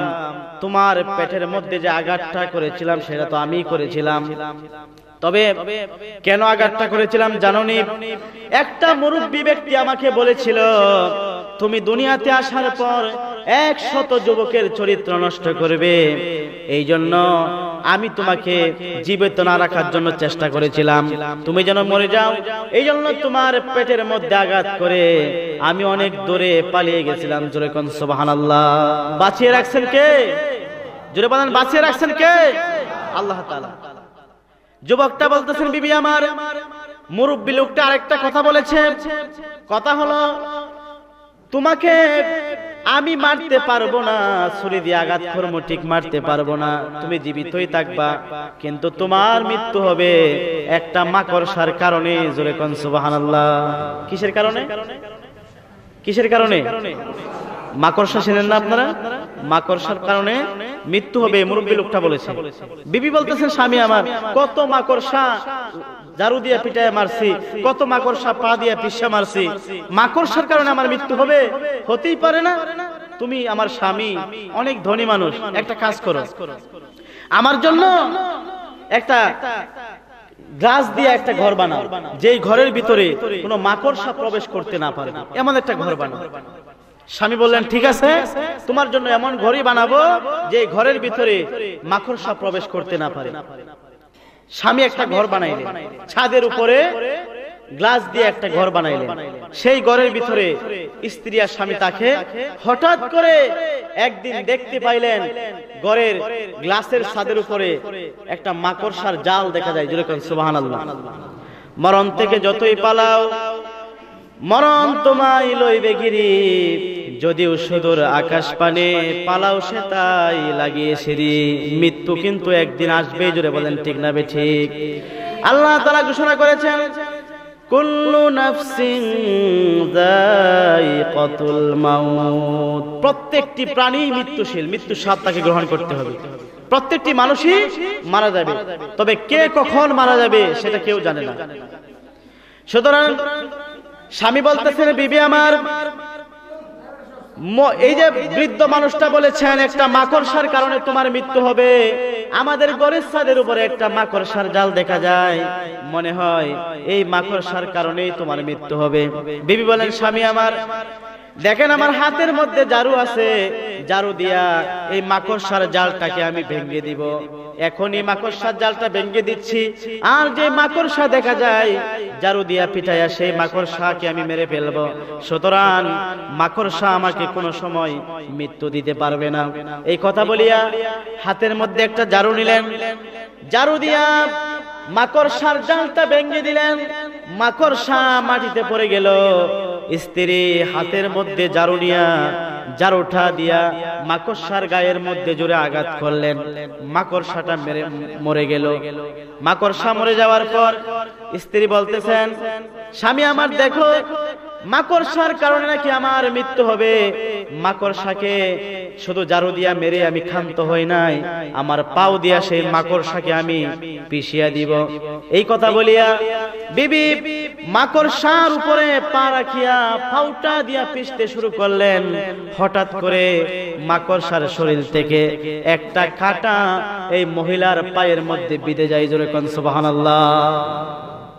একটা কাঁটা পায়ের ভিতরে ঢুকে গেছে। ঢুকার পরে পার মধ্যে যন্ত্রণা শুরু হয়েছে, ব্যথা শুরু হয়েছে, এমন ব্যথা শুরু হয়েছে। বিবি ডাক দিয়া বলেন স্বামী আমার, বৃদ্ধ লোকটা যেই কথা বলেছে একটা মাকড়সার কারণে আমার মৃত্যু হবে, কথাটাই সত্য। কারণ মাকড়সার শরীর থেকে একটা কাঁটা যখন আমার শরীরের মধ্যে প্রবেশ করেছে, এত ব্যথা পাইতেছি মনে হয় আর এই দুনিয়ার জমিনে আমি বেঁচে থাকবো না, বাঁচবো না। কতক্ষণ পরে মহিলা দুনিয়ার থেকে বিদায় হয়ে গেলেন। সুতরাং মৃত্যু আসবেই, নাকি কেউ বেঁচে থাকবে? জোরে বলেন, কেউ বেঁচে থাকতে পারবেন? কাফের হোক, বেঈমান হোক, নাস্তিক হোক, মুরতাদ হোক, যারা আল্লাহকে বিশ্বাস করে না, আমার রাসূলকে বিশ্বাস করে না, যারা ওলি আল্লাহ বিশ্বাস করে না, যারা মুসলমান ধর্মের বিশ্বাসী নয়, যত বড় যে কেউ হোক না কেন, সকল মানুষই বিশ্বাস করে যে মৃত্যু আমার একদিন হবে। জোরে বলেন ঠিক না বেঠিক? কবরে যাইতে হবে কিনা এই কথা মনে হয় আপনাদের? মৃত্যুর কথা স্মরণ হয়? মৃত্যুর কথা বেশি বেশি স্মরণ করবেন, তাহলে পাপ কাজ ছেড়ে দিবেন। যতক্ষণ সময় পাবেন আল্লাহর জিকির করবেন, নবীর উপর দরুদ ও সালাম পেশ করবেন, আল্লাহর রহমত নাজিল হবে। যে কথা বলতেছিলাম ভাই, মুসলমান কখন হবেন? এখন মুসলমান হইতে হবে, কারণ এই মাহফিল থেকে যে আপনি বাড়িতে সুস্থভাবে ফিরে যাবেন সেটার কোনো গ্যারান্টি নাই। কারণ হতে পারে এখন যদি আজরাইল আপনার চোখের সামনে হাজির হয়ে যায়, তাহলে এই মুহূর্তে আপনার জানটা কবজ করে নিয়ে যাবে। সুতরাং কালকে যে আপনি মুসলমান হবেন সেটার কোনো গ্যারান্টি নাই। এখন মুসলমান হয়ে যান, মনে মনে চিন্তা করেন আল্লাহ তাআলা এখন নিয়ত করলাম যতদিন ধরার জমিনে বেঁচে থাকবো ততদিন পর্যন্ত তোমার হুকুম আর নবীজির সুন্নত তরিকা ব্যতীত আমার জীবনটাকে পরিচালনা করব না। এরকম চিন্তা ভাবনা নিয়ে আজকের মাহফিল থেকে বিদায় হবে। তাহলে কথা বলতেছিলাম তিনটা। এক নাম্বার কথা বলতেছিলাম মুসলমান কাহাকে বলে, দুই নাম্বার কথা বলতেছিলাম মুসলমান কখন হবে। এখন তিন নাম্বার কথার মধ্যে আসি। তিন নাম্বার কথা হলো আমার যে মুসলমান হইলে লাভ কি আর মুসলমান না হইলে ক্ষতি কি। মুসলমান হয়ে মৃত্যুবরণ করলে আল্লাহর নবী হাদিস শরীফে বলেন আল কবরু রাউদাতুম মির রিয়াদিল জান্নাহ, যেই ব্যক্তি মুসলমান হয়ে মৃত্যুবরণ করে কবরে যাওয়ার পর তার কবরটা জান্নাতের বাগিচা হয়ে যায়। আর যে ব্যক্তি মুসলমান না হয়ে মৃত্যুবরণ করে হুফরাতুম মিন হুফারিন নার, কবরে যাওয়ার পর তার কবরটা জাহান্নামের একটা গর্ত হয়ে যায়। জোরে কোন নাউজুবিল্লাহ।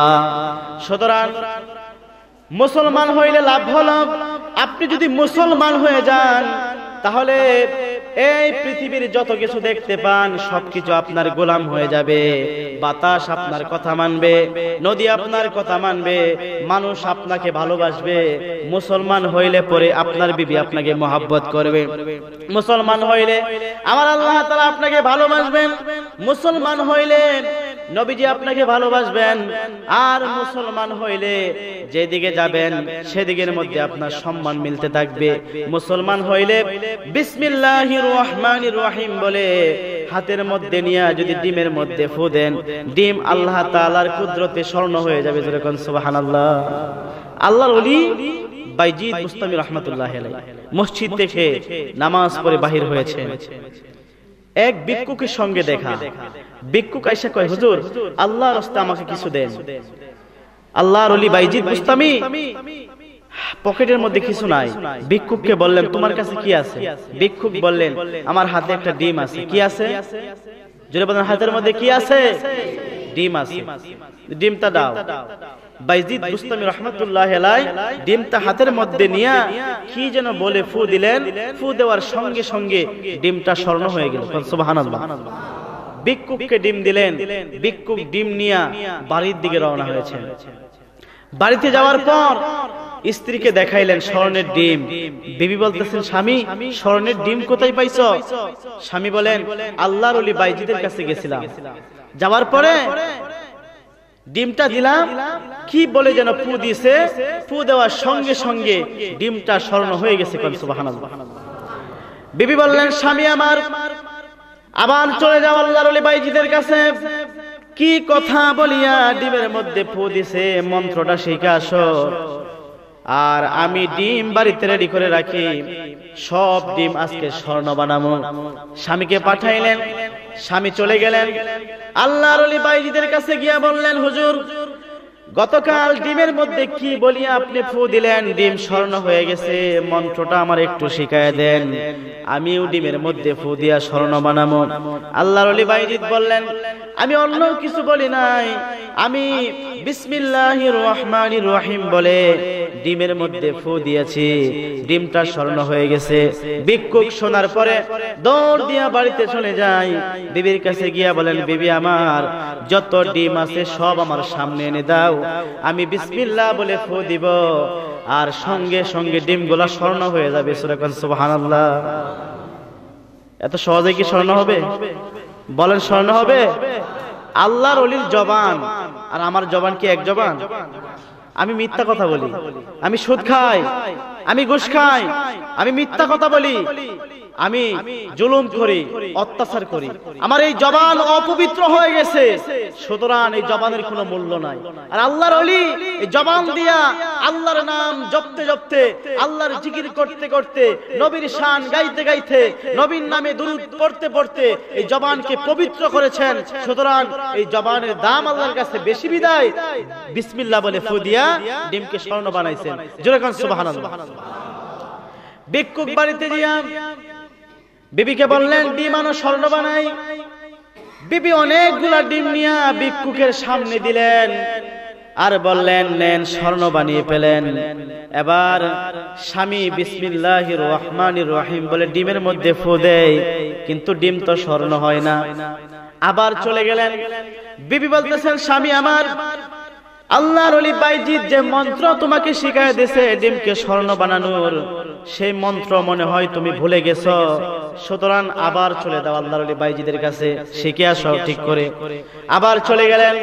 বললেন, হুজুর কি বলে ডিমের মধ্যে ফু দিছেন? আমি তো বাড়িতে যাইয়া ডিমের মধ্যে ফু দিলাম, ডিম তো স্বর্ণ হয় না। আল্লাহর ওলি বাইজিদ বললেন, বিসমিল্লাহির রহমানির রহিম বলে ফু দিয়েছি, ডিমটা স্বর্ণ হয়ে গেছে।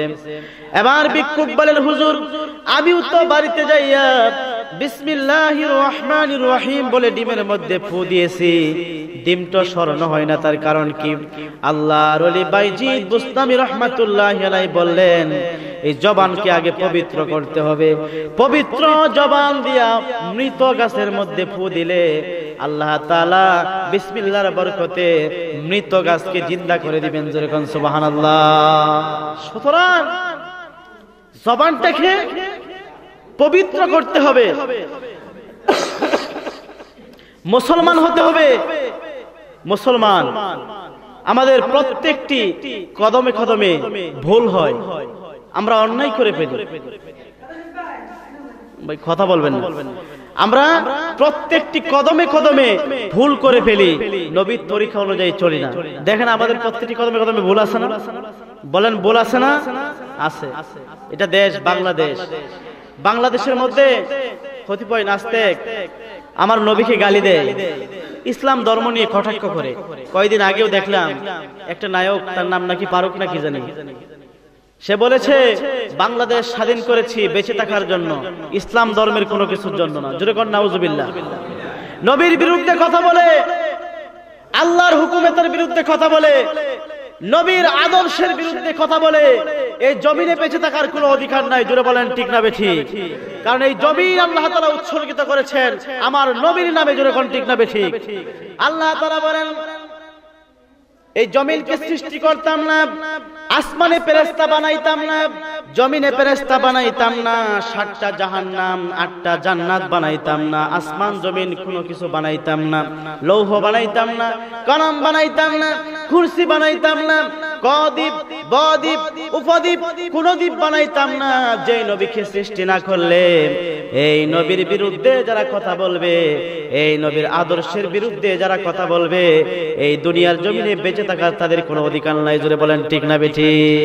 সুতরাং মুসলমান হতে হলে সর্বদাই আমার নবীর আদর্শবান হতে হবে। আমার নবী একজন ছাত্রের আদর্শ, আমার নবী একজন নেতার আদর্শ, আমার নবী একজন ইমামের আদর্শ, আমার নবীজি হলেন প্রধানমন্ত্রীর আদর্শ, আমার নবী হলেন খতিবের আদর্শ, আমার নবী হলেন বক্তার আদর্শ। জোরে বলেন ঠিক না বেঠিক?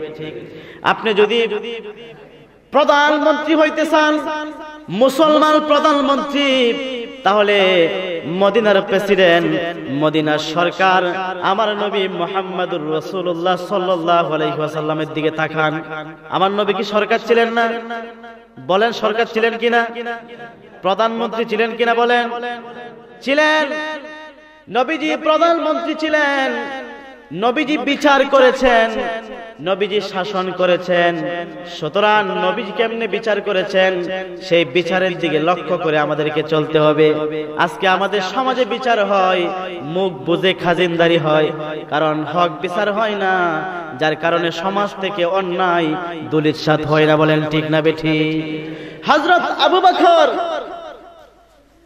এক ইহুদির সাথে তর্ক করতেছেন। ইহুদি বলতেছেন এতদিন থেকে জানতাম মুহাম্মদ গরিব। নাউজুবিল্লাহ বলেন। এতদিন থেকে জানতাম মুহাম্মদ গরিব, আজ থেকে জানলাম মুহাম্মদের আল্লাহ গরিব। জোরে কোন নাউজুবিল্লাহ। এই কথা শোনার পরে হযরত আবু বকর একটা থাপ্পড় মারলেন ইহুদির গালের মধ্যে। ইহুদি বিচার নিয়ে আমার নবীজির দরবারে গেলেন। নবীজি তখন মসজিদে নববীর বারান্দায় বসা, বিচার দিলেন, ইয়া রাসূলুল্লাহ, আপনার আবু বকর আমার গালের মধ্যে থাপ্পড় মেরেছে। সঙ্গে সঙ্গে উপস্থিত হলেন আবার আবু বকর। আবু বকর বলতেছেন, ইয়া রাসূলুল্লাহ, ইয়া হাবিবাল্লাহ, আমি তার গালের মধ্যে থাপ্পড় দিয়েছি, তার একটা কারণ আছে। কারণ হলো সে বলেছে আপনিও নাকি গরিব, আপনার আল্লাহ নাকি গরিব। এই কথা বলার কারণে আমি ইহুদির গালের মধ্যে থাপ্পড় মেরেছি। ইহুদি বলতেছেন, হুজুর খোদার কসম করে বলি আমি এরকম কোনো কথা বলি নাই। জোরে কোন নাউজুবিল্লাহ।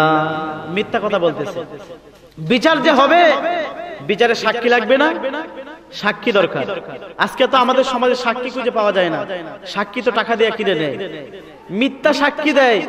মনে রাখো মুসলমান, কারো বিচার করার সময় যদি মিথ্যা সাক্ষ্য দাও, তাহলে কাল কিয়ামতের স্থান, তোমার স্থান হবে জাহান্নামে। জোরে কোন নাউজুবিল্লাহ।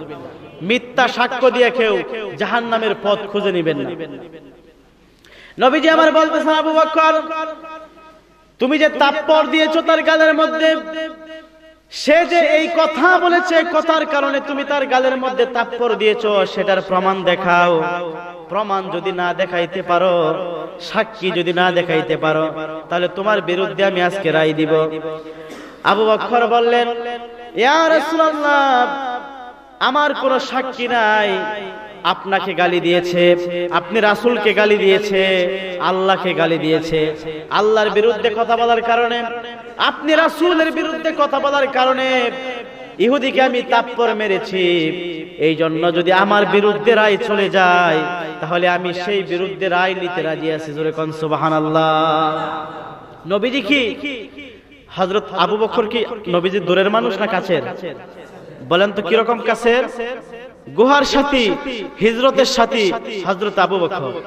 যে আবু বকরকে নবীজির পাশে শোয়ানো হয়েছে, যে আবু বকর দুনিয়া থেকে বিদায় হওয়ার পরে নবীজির রওজার পাশে গিয়েছিলেন।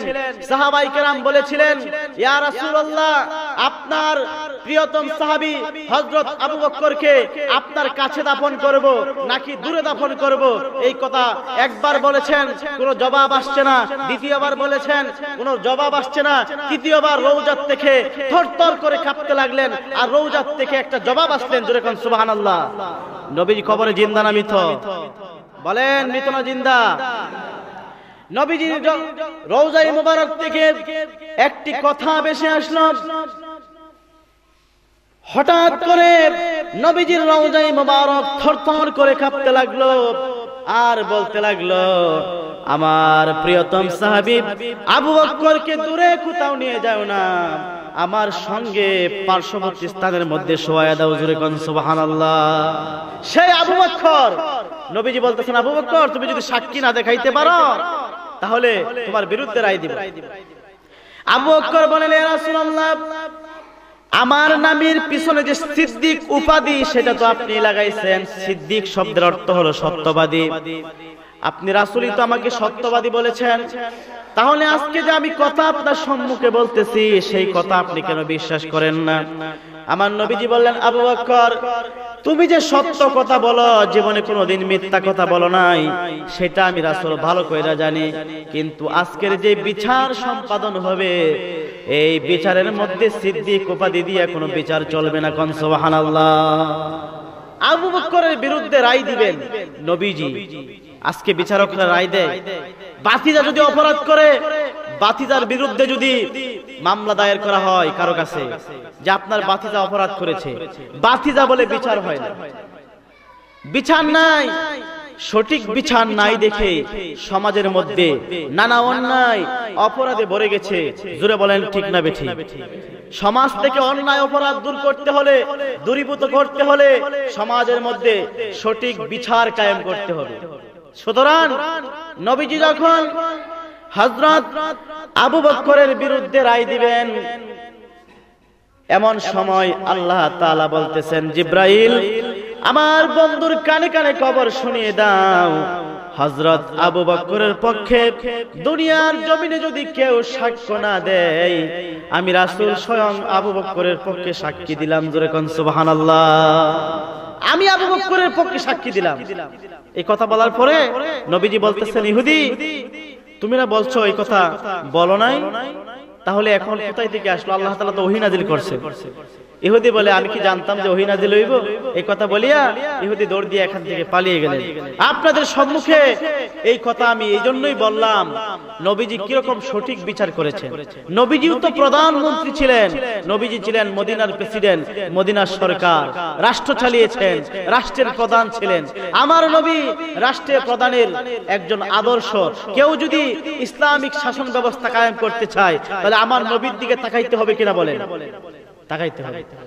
দুই নম্বর কথা হলো, কেউ যদি তার মা বাবার খেদমত করতে চায়, মা বাবার দিকে মহব্বত করতে চায়, তাহলে আমার নবীর দিকে তাকাইতে হবে। যদিও দুনিয়াতে আসার পর বাবা দেখেন নাই, ছোট্ট বেলায় মা দুনিয়া থেকে বিদায় হয়েছেন, কিন্তু আমার নবী তার মায়ের মহব্বতে কি কি করেছেন সেই বিষয়গুলো আপনাকে লক্ষ্য করতে হবে। নবীজি বলেছেন, হুমা নারুকা ওয়া জান্নাতুক, তোমার মা বাবা তোমার জান্নাত, তোমার মা বাবা তোমার জাহান্নাম। মাকে খুশি করিয়া বাবাকে খুশি করিয়া যদি কবরে যাইতে চাও তাহলে কপালে জান্নাত লিখে নাও। আর মায়ের মনে কষ্ট দিয়া বাবার মনে কষ্ট দিয়া যদি কবরে যাও এই কপালের মধ্যে জাহান্নাম লিখিয়া লও। জোরে কন্যা নাউজুবিল্লাহ। মা বাবার আদর্শের দিকে আমার নবীর আদর্শ আপনি গ্রহণ করতে হবে। 3 নম্বর কথা হলো একজন ইমাম সাহেব একজন খতিব সাহেব যদি আদর্শবান হতে চায় তাহলে আমার নবীর আদর্শবান হতে হবে। কারণ আমার নবী মসজিদে নববীর ইমাম ছিলেন কি ছিলেন না বলেন? ছিলেন কি না? নবীজি ইমাম ছিলেন না? নবীজি খতিব ছিলেন না? ছিলেন। আদর্শবান ইমাম হতে হলে নবীর দিকে তাকাতে হবে। আমার নবীজি নামাজ পড়াতেন আর প্রত্যেক সময়ে সময়ে মানুষকে কিছু শিক্ষা দিতেন, মানুষকে বুঝাইতেন এ অন্যায় করা ভালো না, ভালো কাজ করো। সুতরাং আমরা ইমাম সাহেব যারা আছি আমাদেরকেও সেই নবীর আদর্শে আদর্শবান হতে হবে। কেউ যদি ব্যবসা করতে চায় আমার নবীর ব্যবসা তাকে গ্রহণ করতে হবে। কারণ আমার নবী ব্যবসা করেছেন কি করেন নাই? জোরে বলে করেছেন। নবীজির ব্যবসা কেমন ছিল? চাচা আবু তালিবের সঙ্গে তিনি ব্যবসা করতে গিয়েছিলেন। তার ব্যবসাটা কেমন ছিল? ব্যবসার মধ্যে তিনি মিথ্যা কথা বলেন নাই। জোরে বলেন, বলেছেন নাকি? নবীর জীবনে মিথ্যা কথা বলেছেন? বলেন নাই। নবীর আদর্শে যদি কেউ আদর্শবান হয়ে যাও তাহলে ব্যবসার মধ্যে কোনো মিথ্যা কথা বলতে পারবে না। যেই ব্যবসা নবীর তরিকা অনুযায়ী হয়ে যায় এই ব্যবসা তোমাকে কাল কিয়ামতের কঠিন ময়দানে আল্লাহর জান্নাতে পৌঁছাই দিবে। সুতরাং নবীর আদর্শের ব্যবসা তুমি শিখে নাও। আজকে দোকানে গেলে, একদিন দোকানে গেলাম, কি জানে কিনতে গেলাম, আমি বললাম এটা দাম কত? 600 টাকা। হুজুর অন্য মানুষের কাছে বেশি বেশি বিক্রি করি, কিন্তু আপনি হুজুর মানুষ দেখা 600 টাকা দিয়ে দেন। আমাকে এরকম কথা বলতেছে। আচ্ছা আপনারা বলেন, আমাকে যে কথাটা বলছে এই কথাটা অত্যন্ত সুন্দর কথা বলে নাই? বলেন সুন্দর কথা বলে নাই? অন্য মানুষের কাছ থেকে বেশি রাখি, আপনি হুজুর দেখা 600 টাকার মধ্যে দিয়ে দিলাম। তো আমি তো ভাবলাম আসলেও মনে হয় যে হুজুর দেখা আমাকে দিয়ে দিছে।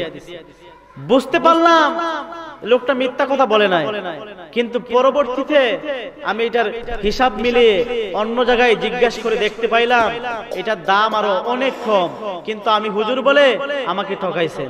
তাহলে সেটা কি মিথ্যা কথার ব্যবসা হলো? হালাল ব্যবসা হলো নাকি হারাম ব্যবসা হলো? বলেন হারাম ব্যবসা হলো। ব্যবসার মধ্যে মিথ্যা কথা বলা যাবে না। যে কথা বলতেছিলাম ভাই, ব্যবসা করতে হলে আমার নবীর আদর্শে আদর্শবান হয়ে আপনাকে ব্যবসা করতে হবে। কোন মানুষ যদি আদর্শবান বাবা হতে চায় নবীজির আদর্শ নিয়ে বাবা হতে হবে। কারণ হযরত মা ফাতেমার বাবা নবী মুহাম্মদুর রাসূলুল্লাহ সাল্লাল্লাহু আলাইহি ওয়াসাল্লাম কেমন বাবা ছিলেন, ফাতেমাকে কেমন আদেশ করেছেন, সেই নবীর আদর্শ যদি আপনার ভিতরে ঢুকে যায় তাহলে আপনার মেয়েটাও ভালো হয়ে যাবে। জোরে কোন সুবহানাল্লাহ। কেমন করে? আপনি একজন আদর্শবান বাবা হন, নবীজির আদর্শ গ্রহণ করেন। মা ফাতেমা একদিন ঘর থেকে বাহির হচ্ছেন, সুন্দর করে সাজগোজ করে বান্ধবীর বাসায় বেড়াইতে যাবেন। নবীজি জিজ্ঞাসা করলেন, ফাতেমা তুমি কোথায় যাও? মা ফাতেমা বললেন বান্ধবীর বাসায় যাই। নবীজি বললেন, ফাতেমা দুনিয়ার সাজসজ্জা যদি বেশি হয়ে যায় আল্লাহ তাআলা তোমাকে জান্নাতের সাজসজ্জা থেকে মাহরুম করে দিবেন। জোরে কর নাউজুবিল্লাহ। একটা কথা শোনার পর মা ফাতেমা দৌড় দিয়া ঘরের ভিতরে চলে গেলেন। বাকি জিন্দেগিতে কোনোদিন মা ফাতেমা বেশি সুন্দর করে সাজে গুজে রাস্তার মধ্যে বাহির হন নাই। কোন সুবহানাল্লাহ। নবীজির আদর্শে যদি আপনি আদর্শবান হতে চান, নবীজি যে উপদেশ তার মেয়ে ফাতেমাকে দিয়েছেন, আপনি আজকে বাবা, আপনি আপনার মেয়েকে আপনি কতটুকু আদেশ করেছেন চিন্তা করে দেখেন। আপনার মেয়েটা বৈশাখী মেলায় যায়, আপনার মেয়েটা অন্য ছেলের সঙ্গে পার্কের মধ্যে ঘোরাফেরা করতে যায়, আপনার মেয়েটা বিভিন্ন জায়গার মধ্যে আজারে বাজারে ঘোরাফেরা করে কিনা বলেন? আপনি যে বাবা, বাবা হইয়া আপনার মেয়েকে কতদিন আদেশ করেছেন, মা তুমি রাস্তার মধ্যে এরকম অবস্থায় বাহির হইও না।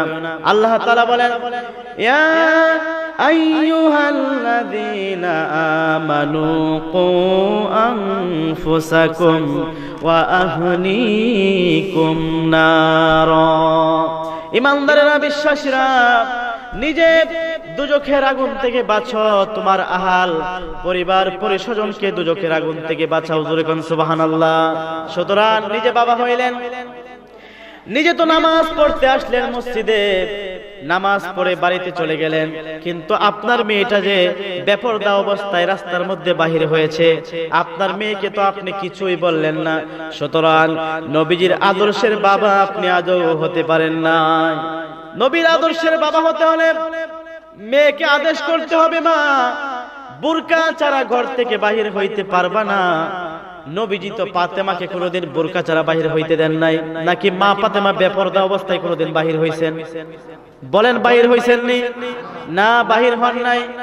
আমার বাবুনেরা, দুনিয়ার জমিনে স্টার জলসার কিরণ মালার আদর্শবান হইও না।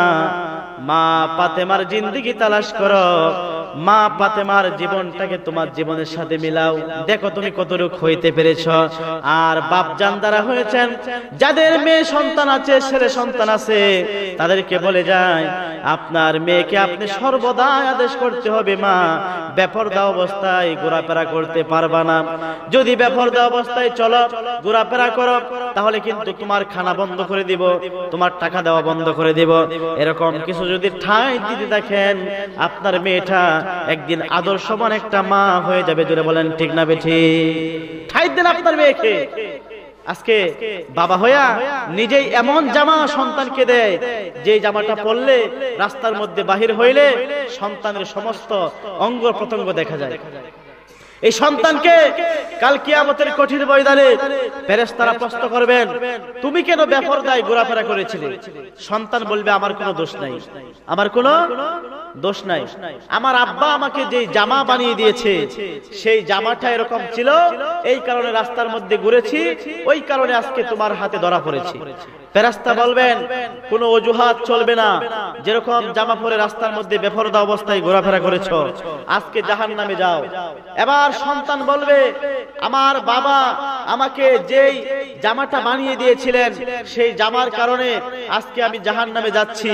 আমি একা একা যাব না, যেই বাবা আমাকে জামাটা এরকম ভাবে বানিয়ে দিয়েছিলেন, সেই আব্বা আম্মাকে জাহান্নামের দরজায় শোয়ায় দাও। আমি আমার আব্বা আম্মার বুকের উপর পাড়া দিয়া জাহান্নামে প্রবেশ করব। নাউযুবিল্লাহ। সুতরাং আদর্শবান বাবা হবেন নাকি জাহান্নামী বাবা হবেন? কোন বাবা হবেন? আদর্শবান বাবা হতে হবে আমাদের। আর আদর্শটা কার? নবী মুহাম্মদুর রাসূলুল্লাহ সাল্লাল্লাহু আলাইহি ওয়াসাল্লামের আদর্শের বাবা হতে হবে। নবীজি যেরকম ফাতেমাকে আদেশ করেছেন, শিক্ষা দিয়েছেন, এরকম ভাবে আপনাকে বাবা হতে হবে। পারবেন না? আপনার মেয়েকে আদেশ করতে পারবেন না? পারবেন। প্রত্যেকটা কথায় কথায় আপনার মেয়েকে শিক্ষা দেন। তারপরে আপনার ছেলে রাত্রে ঘর থেকে বাহির হয়, কোথায় যায়, কি করে না করে, গাঁজা খায়, মদ খায়, আপনি আপনার সন্তানের খবর নেন না। খোঁজ খবর না নেওয়ার কারণে কালকে আপনি জাহান্নামী হবেন। আপনি আপনার সন্তানকে আদেশ করেন, বাবা নামাজ পড়ো, অন্যায় করিও না, মদ খাইও না, ঘুষ খাইও না, সুদ খাইও না, খারাপ পথে চলিও না, বিভিন্ন পার্কের মধ্যে মেয়েদের সাথে আড্ডাবাজি করিও না। আপনি আপনার ছেলেকে আদেশ করতে থাকুন, একদিন দেখবেন আপনার সন্তানটা ভালো হবে। সুতরাং আদর্শবান বাবা হতে হলে আমার নবীজির দিকে তাকাও, তাহলেই তুমি মুসলমান হতে পারবে। আদর্শবান নানা যদি হতে চাও, তাহলে হাসান আর হুসাইনের নানার দিকে একটু তাকাও, কেমন নানা তিনি ছিলেন। নানা হয়েছেন না এখানে কেউ? নাতি নাই কারো এখানে? নাতি আসেনি? আছে। নাতি ছাড়া মানুষ, অনেকগুলো মানুষের মধ্যে তো নাতি তো অবশ্যই আছে। তো আদর্শবান নাতি হবেন। হাসান হুসাইনের নানার দিকে একটু তাকান, কেমন নানা ছিলেন সেদিকে তাকান আপনি। নবীজি আমার হাসান আর হুসাইনকে এত ভালোবাসতেন, নবীজি যখন নামাজের মধ্যে যাইতেন, সর্বক্ষণ হাসান আর হুসাইন আমার নবীর সঙ্গী হইয়া মসজিদের মধ্যে যাইতেন। জোরে কোন সুবহানাল্লাহ। আপনি যদি আদর্শবান নানা হতে চান, আমার নবীজির দিকে তাকান। আমি আপনাকে জিজ্ঞেস করি, আপনার নাতিকে কোলে করিয়ে আপনি কয়দিন নামাজের মধ্যে নিয়ে আসছেন? হাসান আর হুসাইন একদিন নামাজ পড়তেছেন নবীজি।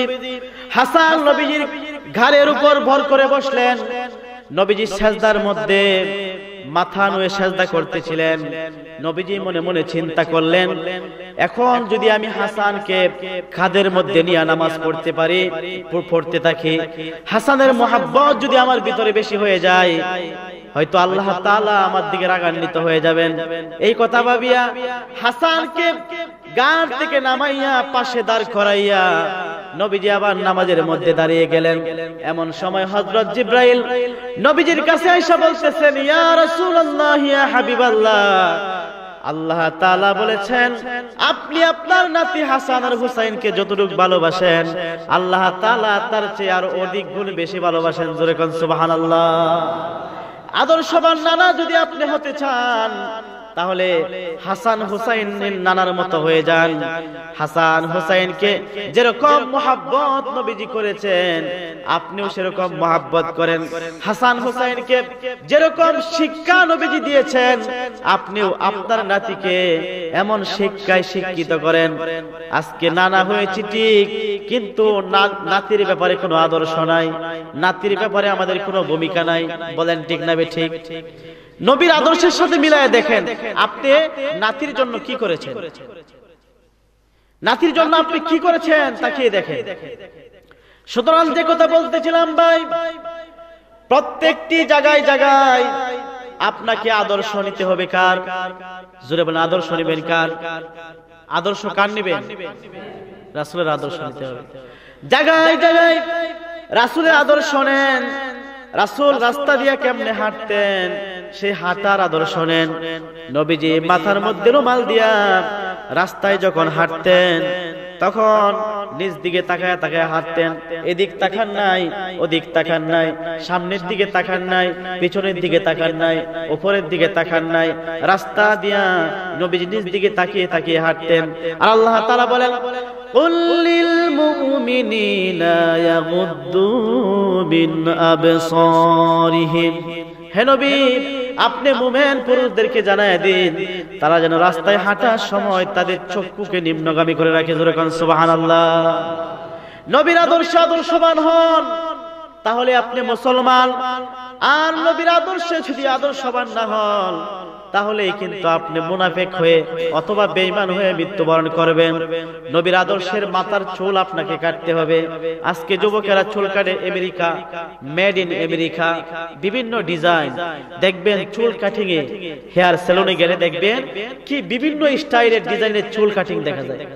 আমাদের মাথাগুলা made in America, made in Salman Shah, made in ভারতের মতো হয়ে গেছে। ঠিক না ঠিক? নবীজি কিরকম ভাবে চুল কেটেছেন? সমস্ত নবী রাসূলগণ মাথার মধ্যে বাবরি চুল রাখতেন, লম্বা চুল রাখতেন সকল নবী রাসূলগণ। আমরা অনেকে রাখতে পারি না। আমি অনেক চেষ্টা করেছি চুল রাখার জন্য, কিন্তু রাখতে পারি না। অনেক সমস্যা হয়, আমার মাথা ব্যথা করে, বিভিন্ন সমস্যা হয়, এই জন্য রাখতে পারতেছি না। অনেকেই চেষ্টা করে। আলেম যারা কোরআন হাদিস পড়েছে, কোরআন হাদিস রিসার্চ করলে দেখা যায় সমস্ত নবী রাসূলগুলোর চুলই লম্বা ছিল, আমাদের নবীজির চুলও লম্বা ছিল। সুতরাং লম্বা চুল রাখতে হবে, তবে এটার সুন্নত তরিকা আছে, সেই তরিকা অনুযায়ী রাখতে হবে। আর আমরা যে চুল কাটি বিভিন্ন স্টাইলের, এটা মেড ইন আমেরিকার মতো হয়ে যায়। এইদিকে দেখবেন নাই, আবার এইদিকে নাই, মাথার মধ্যে অনেক লম্বা। আবার দেখবেন কেউ কেউ দাড়িকে কাটিয়া রেল লাইন বানায়। দাড়ি কাটতে কি বানায়? রেল লাইন বানায়। আমি একজনকে দেখতে পাইলাম দাড়ি কাটতে রেল লাইন বানাইছে।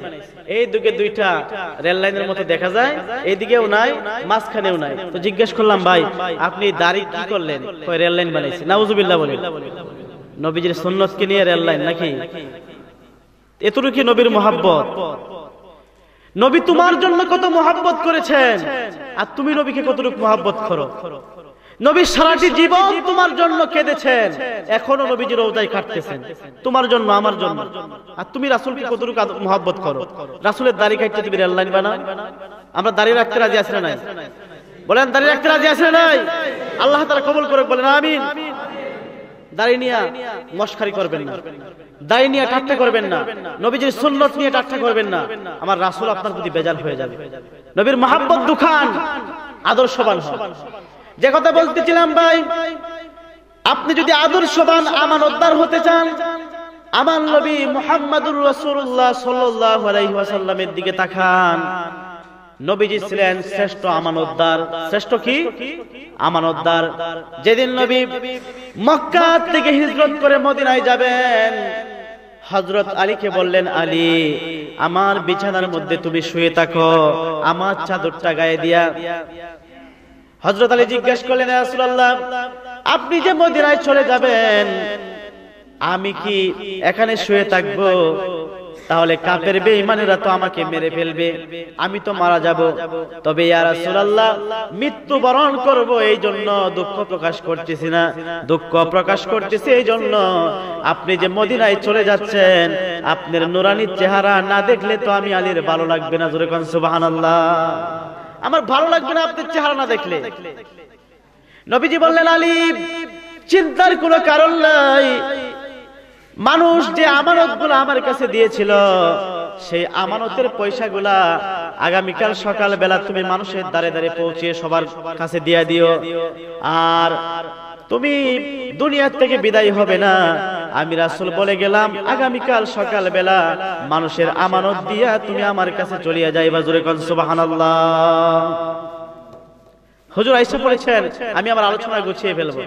নবীজি হযরত আলীকে বললেন যে আমানতের জিনিসগুলো আমার কাছে আছে, এগুলা পৌঁছে দাও মানুষের কাছে। নবীজি ইচ্ছা করলে পারতেন না যে আমি যখন মক্কা থেকে মদিনায় চলে যাচ্ছি, তাহলে আমানতের টাকাগুলো আমি নিয়ে চলে যাই? পারতেন না? জোরে বলেন, পারতেন না?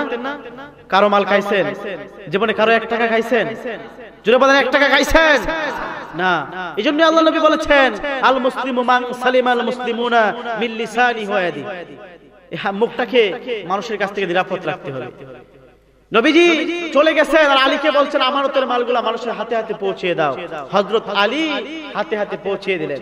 যেই কথা বলতেছিলাম ভাই, আমার সময় শেষ, আর কথা লম্বা করতে যাচ্ছি না। প্রত্যেকটা জায়গার মধ্যে যদি আপনি আদর্শবান হতে চান, তাহলে নবীজির আদর্শে আদর্শবান হন, তাহলে আপনি মুসলমান। আর মুসলমান হয়ে যদি কেউ মারা যায়, মৃত্যুর পরে তার কবরটা জান্নাতের বাগিচা হয়ে যায়। আর যদি কেউ মুসলমান না হয়ে মারা যায়, তাহলে মৃত্যুর পরে তার কবরটা হুফরাতুম মিন হুফারিন নার, একটা জাহান্নামের গর্ত হয়ে যায়। জোরে কোন নাউযুবিল্লাহ। সুতরাং মুসলমান হয়ে মৃত্যুবরণ করতে হবে। ওয়ালা তামুতুন্না ইল্লা ওয়া আনতুম মুসলিমুন। মুসলমান হয়ে যেহেতু মরতে হবে, আমরা সকলে মুসলমান হয়ে মরতে চাই কি চাই না? আল্লাহ তাআলা আমাদের সকলকে মুসলমান হয়ে আল্লাহর হুকুম মেনে, নবীজির সুন্নাত তরিকাত মেনে, ওলি আল্লাহর সাথে থেকে দুনিয়া থেকে বিদায় হওয়ার তৌফিক দান করুন। বলেন আমিন। আরেকটু জোরে আমিন। ওয়া আখিরু দাওয়ানা আনিল হামদুলিল্লাহি রাব্বিল আলামিন। আসসালামু আলাইকুম ওয়া রাহমাতুল্লাহি ওয়া বারাকাতুহু। ভিডিওটি ভালো লাগলে লাইক, কমেন্ট ও শেয়ার করতে ভুলবেন না। আজকের মতো এখানেই বিদায় নিচ্ছি। খোদা হাফেজ।